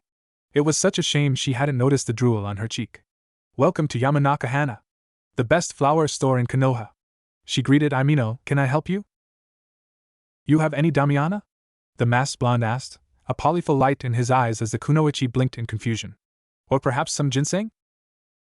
Ino blinked, wondering what on earth the teen was talking about. Sir? Naruto tilted his head to the side, pretending not to have heard her. Hudia Gordonii may come in handy too. I don't suppose you have any maca root? What the hell are you talking about? Ino yelled, looking decidedly put on. This is a flower store, not a greenhouse. Oh really? Naruto asked, internally gloating at getting such a rise out of the kunoichi. Sumin must have got the wrong address. He turned and walked to the door, opening it and setting off the bell. Ino blinked, wondering why the bell didn't alert her the first time before shrugging and looking up as her dad walked in. Something wrong, precious? The Yamanaka patriarch asked, smiling at his precious little flower who could do no evil. Dad, what's Damiana? Later that day, Yamanaka Inoichi had to be rushed to the hospital, as he had the misfortune of suffering 7 consecutive heart attacks. The next morning, Naruto marched into the academy, grinning at the graffiti that now adorned the walls. I see Konohamaru's been keeping the prankster tradition going. I knew I chose well in teaching him a few tricks. Spotting a familiar glare of pink in the crowd, he winced. Unbe-fucking-leavable. Marching forward, he tapped Sasuke on the back of the head. I can't believe the pink-haired freak actually made it this far. I thought for sure you'd have slit its throat by now. Team 7 spun round, staring at the blonde in shock, before Sasuke grinned and clapped a hand on Naruto's shoulder. When do you get back? He asked, glad to see his closest friend after such a long time. Yesterday, Naruto replied. Thought I'd do a little sightseeing. He looked around. Where's the other guy? Tomo, was it? The other two looked down, and he nodded. I'm sorry. Sasuke shrugged. He managed to buy us time to beat this tough guy from the mist, he explained, looking at the ground reverently. I'd have died otherwise. Guess I owe him a sake jug up in heaven then. Naruto muttered, causing the Uchiha to sigh. Anyway, what are you doing on the 2nd floor? I thought tests were on the 3rd. While everyone began muttering amongst him or herself, a pair of proctors in disguise decided to interrupt the group. If not for the timely intervention of a bushy-browed genin in green spandex, Sasuke would have lost his head. As it was, they weren't to see the last of bushy brows. That was the most disturbing thing I've ever seen. Naruto muttered, shivering at the memory of Guy and Lee's manly hug. You think it's a genjutsu that causes all those sparkles? Sasuke shook his head. I don't want to know. As they walked along, they bumped into Kakashi, who smiled in that bizarre manner of his. You're all here, the Jounin greeted, and I see Naruto is here as well. Naruto raised an eyebrow. Have we met? He asked, ruining a speculative eye over the Jounin, as if sizing him up. Kakashi did his one-eyed smile and scratched his head. Well, since teams of 3 are needed for the Chunin exams, the Hokage said you'd temporarily be joining my squad. So I can't compete unless I join a team? Naruto asked, before shrugging. Fine, been dying to see how Sasuke turned out. He smirked. Pick up any girls yet? Kakashi raised a finger in the air, a merry little twinkle in his eye. Actually, oof. We're going, come on. Sakura growled, marching through the doors past the unfortunate Kakashi, whom she just punched in the stomach. Raising an eyebrow at a flushed Sasuke, Naruto blanched. Please don't tell me you two hooked up. He pleaded, a note of horror entering his tone. For the love of God, think of the children. Sasuke grimaced, God no. He flushed a little. Her name's Haku, maybe I'll introduce you later. Naruto snickered, keep this up and you'll have the Uchihas back on their feet in no time. He goaded, slapping his friend's shoulder, tell you what, there's a little something that can help you called maca root. Kakashi blinked from his position on the floor, just as the doors shut in his face. Where'd he hear about that stuff? He wondered, intrigued at this new little wrinkle in the development of things. Quite the little ensemble. Naruto muttered, pulling out his book, I bet those Iwanins are named for the rocks in their heads. Sasuke snorted before the other members of their graduating year approached. Kiba, Chuji, Shikamaru. Naruto greeted. Those three were some of the few he'd interacted with at school, Kiba as a fellow prankster, Chuji and he had shared lunches, and Shikamaru was the best damn shuggy player in Konoha. He looked up at Ino, already trying to flirt with Sasuke, and smiled sympathetically. Sorry, Blondie, Sasuke's got a girlfriend already, he tapped his chin suggestively. In fact, I hear she's expecting. While Sasuke choked in embarrassment, Ino let out a gut-wrenching cry of "Nuh!" while doing the scream pose. I kid about the kid at least. Naruto snickered, waving a hand in dismissal of the cruel joke. He sidestepped a blow from Sakurasa, causing her to stumble forwards and crash into her rival for Sasuke's affections. Looking around, he spotted Hinata hiding behind Shino and smiled, eyes twinkling in a mischievous way that caused the girl to flush. She's so damn cute when she does that, he thought appreciatively, letting his eyes roam over her while pretending to read, though he didn't think Shino bought it, but the stoic Aburame didn't say anything. A silver-haired genin with glasses then told them to keep it down, before introducing himself as Kabuto, an eighth-time entrant of the exam. If you like, the teen offered, I can share some of the info I've gathered over the years. Do you have anything on Sabaku no Gaara, and Rock Lee of Konoha? Sasuke asked, eyeing the red-headed Sannin with trepidation, having had a run-in with him and his siblings earlier on that day. Kabuto frowned and checked the card. Lee's a year older than you. His team trained for a whole extra year for this exam, so they're pretty strong. I'd say taijutsu is his strong point. Changing cards, he checked the data. Gaara's from the sand, he's completed lots of C-rank missions, and even a B rank. Reports say he returned completely unharmed from every encounter. Other than that, no data. Smiling, the white-haired genin looked up. Anyone else? He asked, looking around. Uzumaki Naruto. Shino cut in, surprising everyone. No one expected the stoic teen to speak out. Kabuto, nonplussed, pulled out the card. Naruto frowned at the teen, but he shrugged it off, knowing there was little harm in humoring the bug user's curiosity. They were allies after all.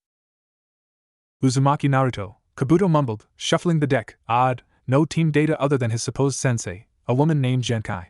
There's no knowledge of his skills outside the academy, though apparently he was ranked second after Sasuke-kun, by a very short margin. The only mission data available is that he completed an A-rank mission involving a rogue Chunin, shortly after graduating, though he was wounded in the attempt. Everyone stared at the blonde, who shrugged. Mizuki-sensei stole the Hokage's scroll of seals. I bumped into him. Bastard stabbed me in the stomach before he fell into my genjutsu. He smirked behind his mask. Damn fairy must have been mourning the loss of his hair. Kabuto shrugged, and shuffled his cards. There's a lot of teams from all the major countries gathered here, the exception being the Sound, since they're only a minor country, recently formed.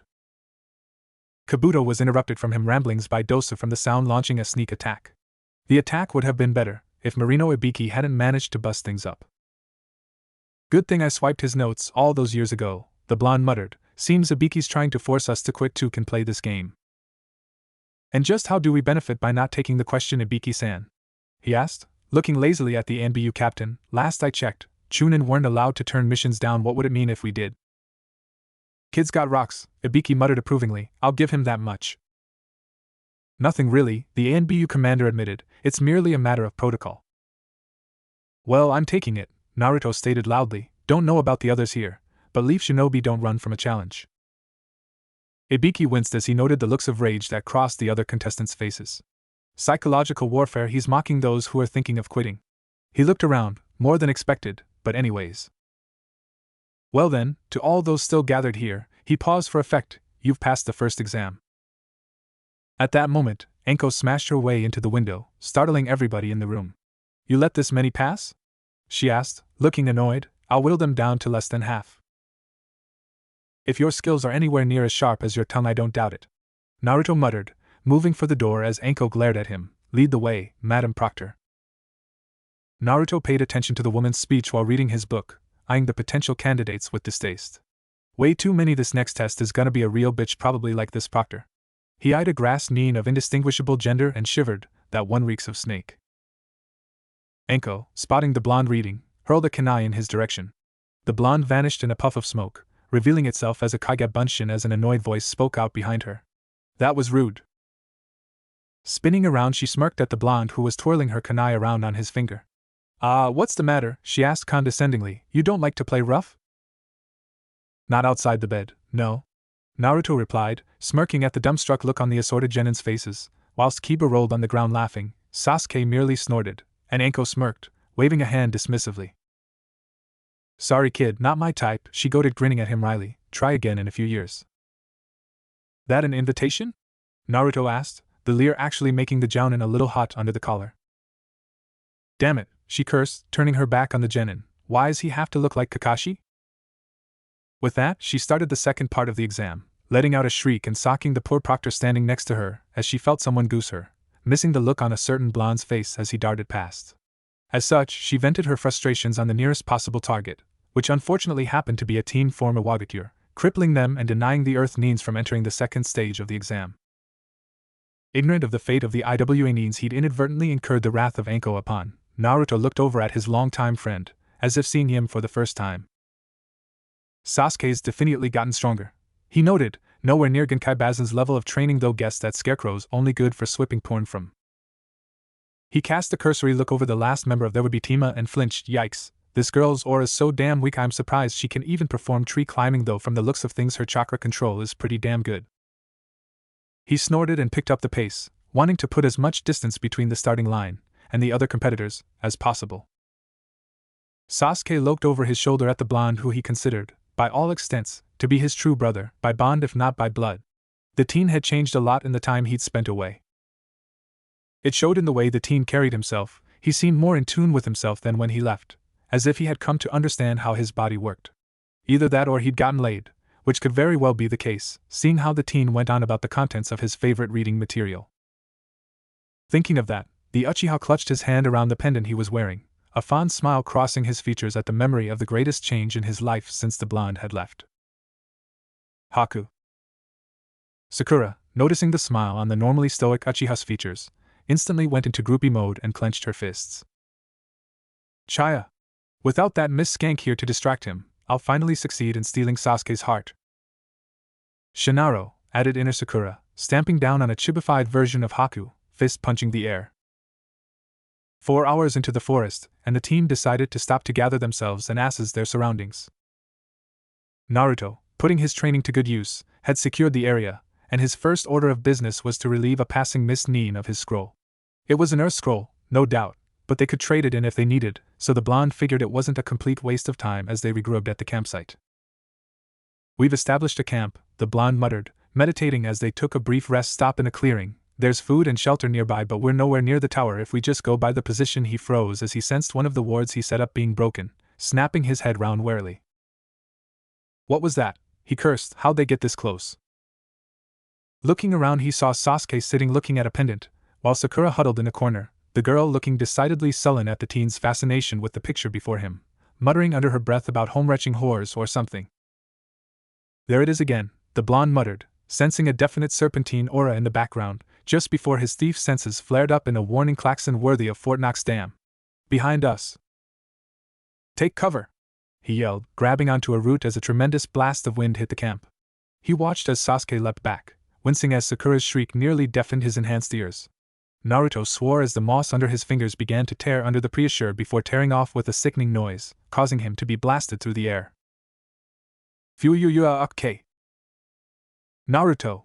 Sasuke yelled, gripping onto the tree for dear life using the tree climbing exercise. Onlito winced as he saw Sakura hurtle past, the kunoichi having been caught completely off guard. Che!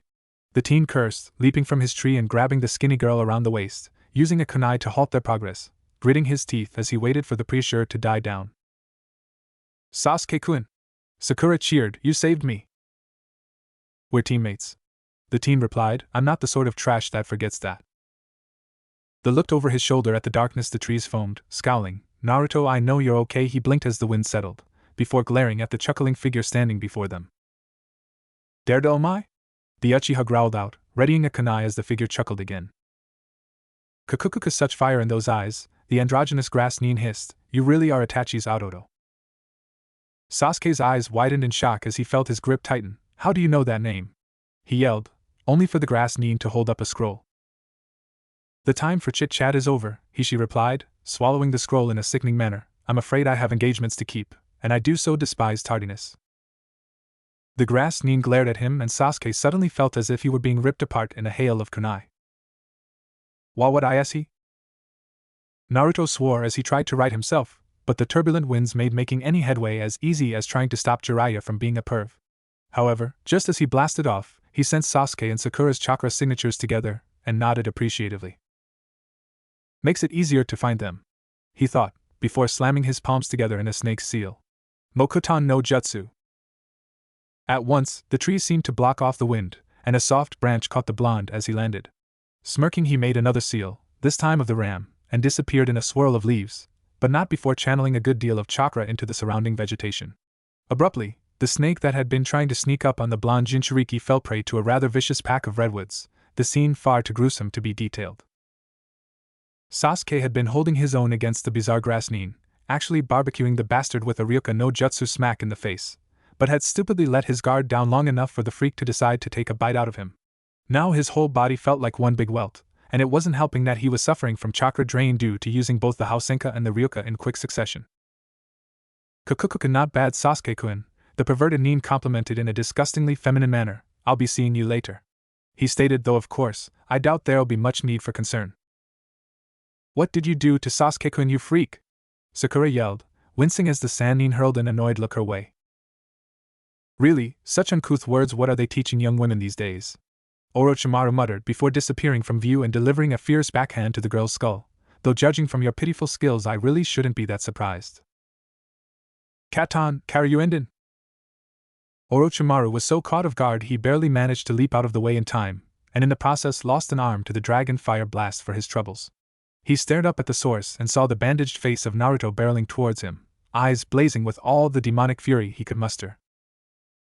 "The Gaki managed to sneak up on me?" the Sannin screeched, eyes wide with shock as he espied the unfamiliar face leaping towards him. "What is this dash?" "Right on," Naruto yelled, making a stance similar to Zabuza's Kirgakur, Shurai no Jutsu. The jutsu summoned a lightning bolt that would have cost the Sannin his other arm had he not already made for the hills. Glaring back at the teen, he snarled, gripping the smoldering stump of what had once been his left arm. "You haven't seen the last of me," he hissed. "This isn't over yet." "Freaking pervert," Naruto muttered, watching as Orochimaru escaped. "Sans an arm and dignity, I swear, one of these days you're gonna end up being raped, and then I'm gonna have to bail you out." Sasuke fought off the pain long enough to give the blonde the finger, but then passed out next to Sakura. Naruto's sweat dropped. "You mean I gotta carry your pathetic ass?" he asked rhetorically, before snorting, "Not bloody likely." Making the snake seal, he focused his chakra, eyes narrowed in concentration. "Mokuton, Shichuka no Jutsu." At once, a massive wooden house appeared out of the ground. Grinning to himself, Naruto carried his comatose teammates in, before getting to work on their injuries. "Man, you guys really had it rough," he muttered, noting the wound on his friend's neck and wincing, "and I'll bet my balls that's no ordinary hickey." Seeing as Sasuke wasn't up for detailing the experience, the blonde sighed and laid him out as comfortably as possible, before moving to lean with his back against the wall. "Little tired myself," he noted, closing his eyes. "May as well snag a few winks while I wait." He subconsciously brought his hands together in a seal, creating 10 Kage Bunshin, who nodded and promptly scattered to set up a defensive perimeter while their master got some shut-eye. Not 15 minutes into his nap, Naruto was awakened by one of his Bunshins canceling, frowning as the memories flooded into his skull. "The 3 sound ninjas," he noted slowly, grinning beneath his mask, "looks like I get a workout after all." Zaku, Dosu and Kin, the 3 sound genin, were quite shocked to find a house, of all things, in the middle of the woods. However, they knew Sasuke was inside. They'd been tracking the Uchiha since the start, and so managed to push their surprise aside in favor of getting this damnable job over and done with. Unfortunately, in their haste, they set off a trap that sent a hurl of kunai, armed with exploding tags, right at them. Fortunately, Zaku was up to the task of deflecting them. Buenas noches, shinobi of the sound, Naruto greeted, stepping out the door as tree smoke died down. If you're here for Sasuke, forget it, he's asleep. He shrugged in a helpless manner. The boy so needs his beauty rest, though not as much as the forehead freak. The Otonins chuckled. You think you could wake him up for us? Dosa asked, shifting his right arm slightly. We have your business with him. Naruto grinned. Tell you what, think you could help me warm up? He asked, popping his neck joints. I haven't been hunting in a while, I'm getting out of practice. Screw you. Zaku spat, bringing his arms up to bear on the blonde Zankaha. The explosion of air shattered the clearing, barreling down on its target. However, Naruto countered with some quick seals. Doton, Dora Kageshi! He yelled. A wall of earth raised itself from the ground and held against the onslaught, until Dosa's melody arm shattered it. By then Naruto had already used the inner decapitation technique to get behind Kin, grabbing her by the hair and throwing her into her comrades. Sorry about that. The blonde muttered. I usually don't like being so rough. He leered at the kunoichi, causing her to flush. Unless I'm asked to, of course. Whilst their teammates stammered at the blonde's look, Dosu and Zaku prepared for a second assault, prompting a serious look from Naruto. Better end this quick, he deduced. Can't risk them getting a free shot at Sasuke. Making the dragon seal, he opened his eyes wide, time seeming to slow down as they shone a bright white. Genjutsu, Kitsunbai. Instantly there was a flash of St. Elmo's fire, and the three Soundnines lay comatose on the ground, faces twitching and eyes wide open, covered in the image of greenish-blue flames. Pleasant dreams, or should I say nightmares? Naruto muttered, making the snake seal. Mokutan, Shishura no Jutsu. A cage, barely large enough to hold the three, if they squatted, appeared over them, an errant branch bringing Naruto the heaven scroll they needed, along with what he suspected to be Kin's spare pants. Thong. He noted, shooting the long-haired kunoichi a look. She's got taste at least. Just as he was about to continue his theory, he sensed an approaching figure, wincing as he recognized the chakra signature of the female proctor from before. I doubt letting them know I can use the Shodai's jutsu would be wise, the teen predicted, dragging Sasuke out over his shoulder whilst the clone carried Sakura, promptly dispelling the house. Better move. Enko, accompanied by her Anbu support, happened upon the three sound genin lying in what appeared to be a wooden cage, whilst the clearing was otherwise empty. Take these brats away for questioning, she muttered, wincing as her curse seal throbbed. Her recent run-in with her former sensei hadn't gone as well as she planned, and that went without the pain of having stabbed herself in the hand. Still, she muttered, I wonder what happened to his arm. That wound looked way too fresh to have happened before the exam. When Sasuke woke up, it was to find Naruto carrying him over his shoulder like a sack of potatoes. Another Naruto, running next to them, had Sakura in a similar position. You awake, sleeping beauty? He heard the blonde ask, causing him to moan in reply as his head spun. I feel like shit, he muttered honestly, feeling bile rise in his mouth from those few words. You puke on me, and I'll castrate you with your own teeth, Naruto warned, though it was in a joking tone, which earned a laugh from the Uchiha. When the Bunshin felt Sakura move and moan, he accidentally hit her head off a branch, rendering the kunoichi unconscious once more. As a result, the trip was relatively quiet until they got to the tower, where the irate kunoichi futilely regained consciousness and would have made a scene had Sasuke not reminded her that the insensitive blonde bastard, as she put it, had saved her life. As it was, they were trying to figure out the connection between the scrolls and the tapestry, when Sasuke noted the smoke rising off the center, slapping them to the floor, causing a figure to appear in a cloud of smoke. Iruka-sensei, I see you're no longer yellow, Naruto commented teasingly, earning an amused glare from the Chunin. Good to see you made it this far, the scarred man noted. You're the second ones to arrive, other than the team from Suna. Naruto nodded, glancing at Sasuke. Could you get a medic in? He asked. Some snake freak attacked Sasuke in the woods. He's got this freaky hickey on his neck. Sasuke snorted and showed the mark to the worried Chunin, who agreed to have a medic sent in immediately. In the meantime, Naruto decided to catch up on his reading, giggling every time one of the series' infamous punchlines kicked in. Sakura glared at the blonde YM she blamed for stealing her precious time with Sasuke, and tried to block out the giggling by grinding her teeth together and glaring anywhere but directly at him. Eventually, all the survivors made it there, the majority being made up by the rookie 9. The Hokage was going through one of his long-winded speeches, which Naruto only briefly listened into, eyeing the competition as he pretended to read his book. That guy with fuzzy brows looks like Hinata, he noted, eyeing a long-haired genin with a handsome face. He's definitely a Hyuga at any rate, no mistaking those eyes. He smiled at the boy as he looked at him, causing the Hyuga to scowl. Who is this person? Niji thought, then shrugged. It doesn't matter. If I am his opponent, he is doomed to fail. He didn't notch a guilty looks his cousin was sending towards the blonde, nor the leers said blonde sent back, which caused the girl to flush. The first match between Sasuke and Akado Yoroi went fairly quickly, with Sasuke's Sishi Rindan having the larger genin carted off on a stretcher. The next match between Shikamaru and Kabuto ended in a forfeit on Kabuto's part. Inner ear disorder my balls, this guy's hiding something, Naruto growled, glaring at the bespectacled genin as he sauntered past, before ignoring him completely as the next match came up. Oh joy, Blondie versus Pinky. He muttered, sitting down and stretching his arms with a yawn. Wake me up in a few minutes. He asked Sasuke, who snorted offhandedly, rubbing his sore shoulder. When Sakura and Ino were dragged out of the arena by their respective teachers, Naruto shook his head in mild disgust.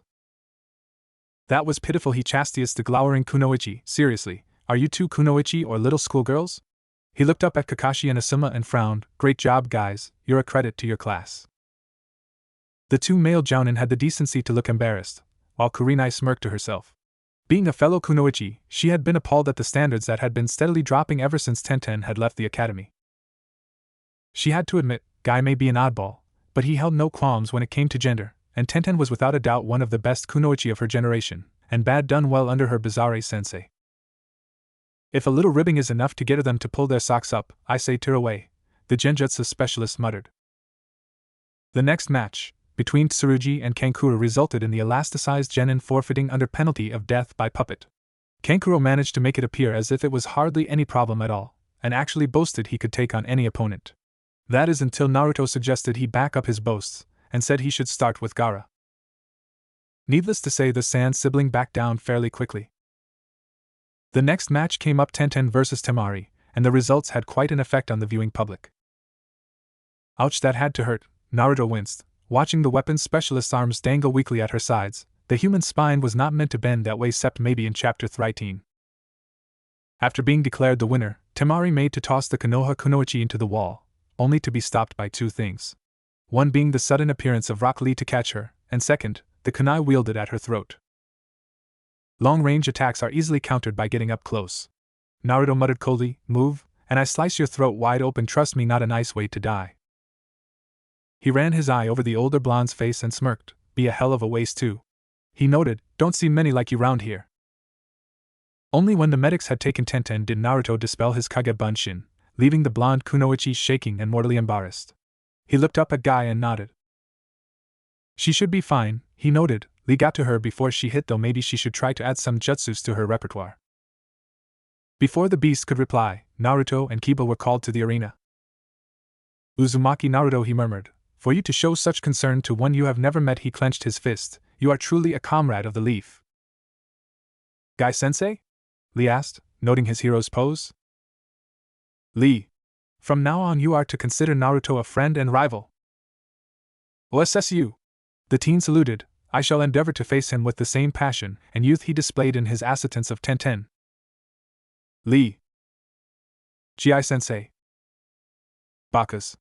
Niji muttered, shivering as the two hugged. Gotta say, Kiba, Naruto noted, ignoring the sideshow up in the stands, I never could tell who was smarter, you or your dog. Screw you, Naruto. Kiba yelled, pointing at the teen in annoyance, and put that book away, look at me, damn it. You say something? Naruto asked, causing Kiba to shake in surprised rage. Kakashi chuckled as the Inuzuka began to twitch in irritation. I like this kid, he thought in amusement, especially his taste in reading material. You're dead, Uzumaki. Kiba roared, launching forwards using the quadruped jutsu. Much to his disappointment, the figure before him disappeared, leaving a log in its place. That won't do, Naruto called out from behind the teen. You made me lose my page. Frowning, he put the book away and cracked his joints. Kiba, that was a stupid thing to do, the blonde muttered, looking not too pleased. I'm going to use a jutsu on you that the Hokage knows quite well. He cast an amused look towards the venerable elder. It ruined a year's worth of paperwork after all. Everyone saw the Hokage frown at this, and then winced as a look of horror crossed his features.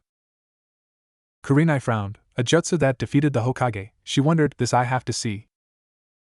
Kakashi was of a similar mind as the genjutsu specialist, uncovering his Sharingan to watch the match. Maybe I'll learn something useful about the kid, he noted.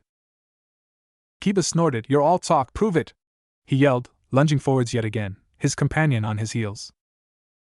As you wish, Naruto replied with a smirk, before making a familiar seal, Kage Bunshin no Jutsu. Around 50 different clones appeared and surrounded the Inuzuka. The team was about to lash out when they transformed into Kiba's brain shut down at the sight of a veritable wall of flesh. Kibaku, they teased out, pouting, wrapping around the shocked teen like amorous octopi. That was it, the poor boy was launched through the air as a result of a hemorrhage-induced nosebleed, and he wasn't alone. The Hokage thanked the stars for quick reflexes, as he'd covered his eyes before the smoke had lifted. The other assorted males weren't so lucky. In fact, due to Kakashi's mask, the blood had been forced to exit via his ears. The cycloptic Jounin had fallen off the pedestal and face first into Anko's bosom. As is to be expected, Anko didn't take this lightly, resulting in Kakashi being escorted away with a broken nose, though she did sneak a peek under his mask, slipping her number under it afterwards. Kurenai was likewise supporting Asuma and scowling at the blonde genin who was laughing his ass off. The second of the perverted series of jutsu, Naruto announced, the harem no jutsu. He bowed, looking up at the stunned audience in amusement. The original was strong enough to take down the old man, he explained, before looking at the prone form of Kiba. You should feel honored I'd use the second level on you. With that he moved to the steps, grinning down at a whining Akamaru. You see, you really are the brains of the outfit, he said, scratching the puppy behind the ears, causing his feet to thump.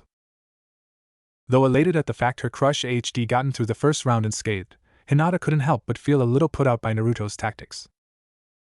She may be a little shy, screw that, incredibly shy, but she was a woman, and there were certain things you didn't allow men to get away with.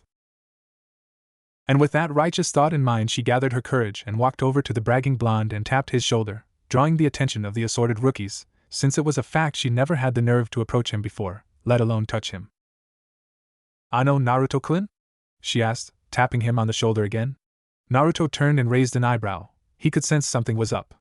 "Ano that jutsu," the heiress murmured with a frown, "please don't use it again." While the assorted Konoha shinobi were surprised to hear the shy Hyuga demand anything of anyone, Naruto raised an eyebrow even higher, then caught the mutual sentiment amongst the female populace's glares and sighed. "Relax," he assured the girl, "just a little tip to my days at the academy, it won't be coming out again." He smiled at her. "I give you my word, Hinata, I just wanted to take the wind out of Kiba's sails." The Hyuga heiress let out a sigh, before blinking as she caught the mischievous look in the teen's eyes. "You get points for being assertive though," Naruto added, "never thought I'd see that, it's kind of cute." The Hyuga flushed at this and lowered her head, missing the grin that graced the blonde's masked face, whilst in a corner, the other Hyuga genin scowled at her. Naruto looked down at the arena. Hyuga Niji, as the announcer had called him, had defeated Chuji quite soundly, and now Gaara of the Sand was having way too much fun with Lee to be called a friendly match between nations. "No doubt about it, the Ichibi is sealed inside that boy," Kyubi muttered, causing his vessel to frown. "Shikaku of the Sand, the Tanuki, guessed this guy and I have a lot in common."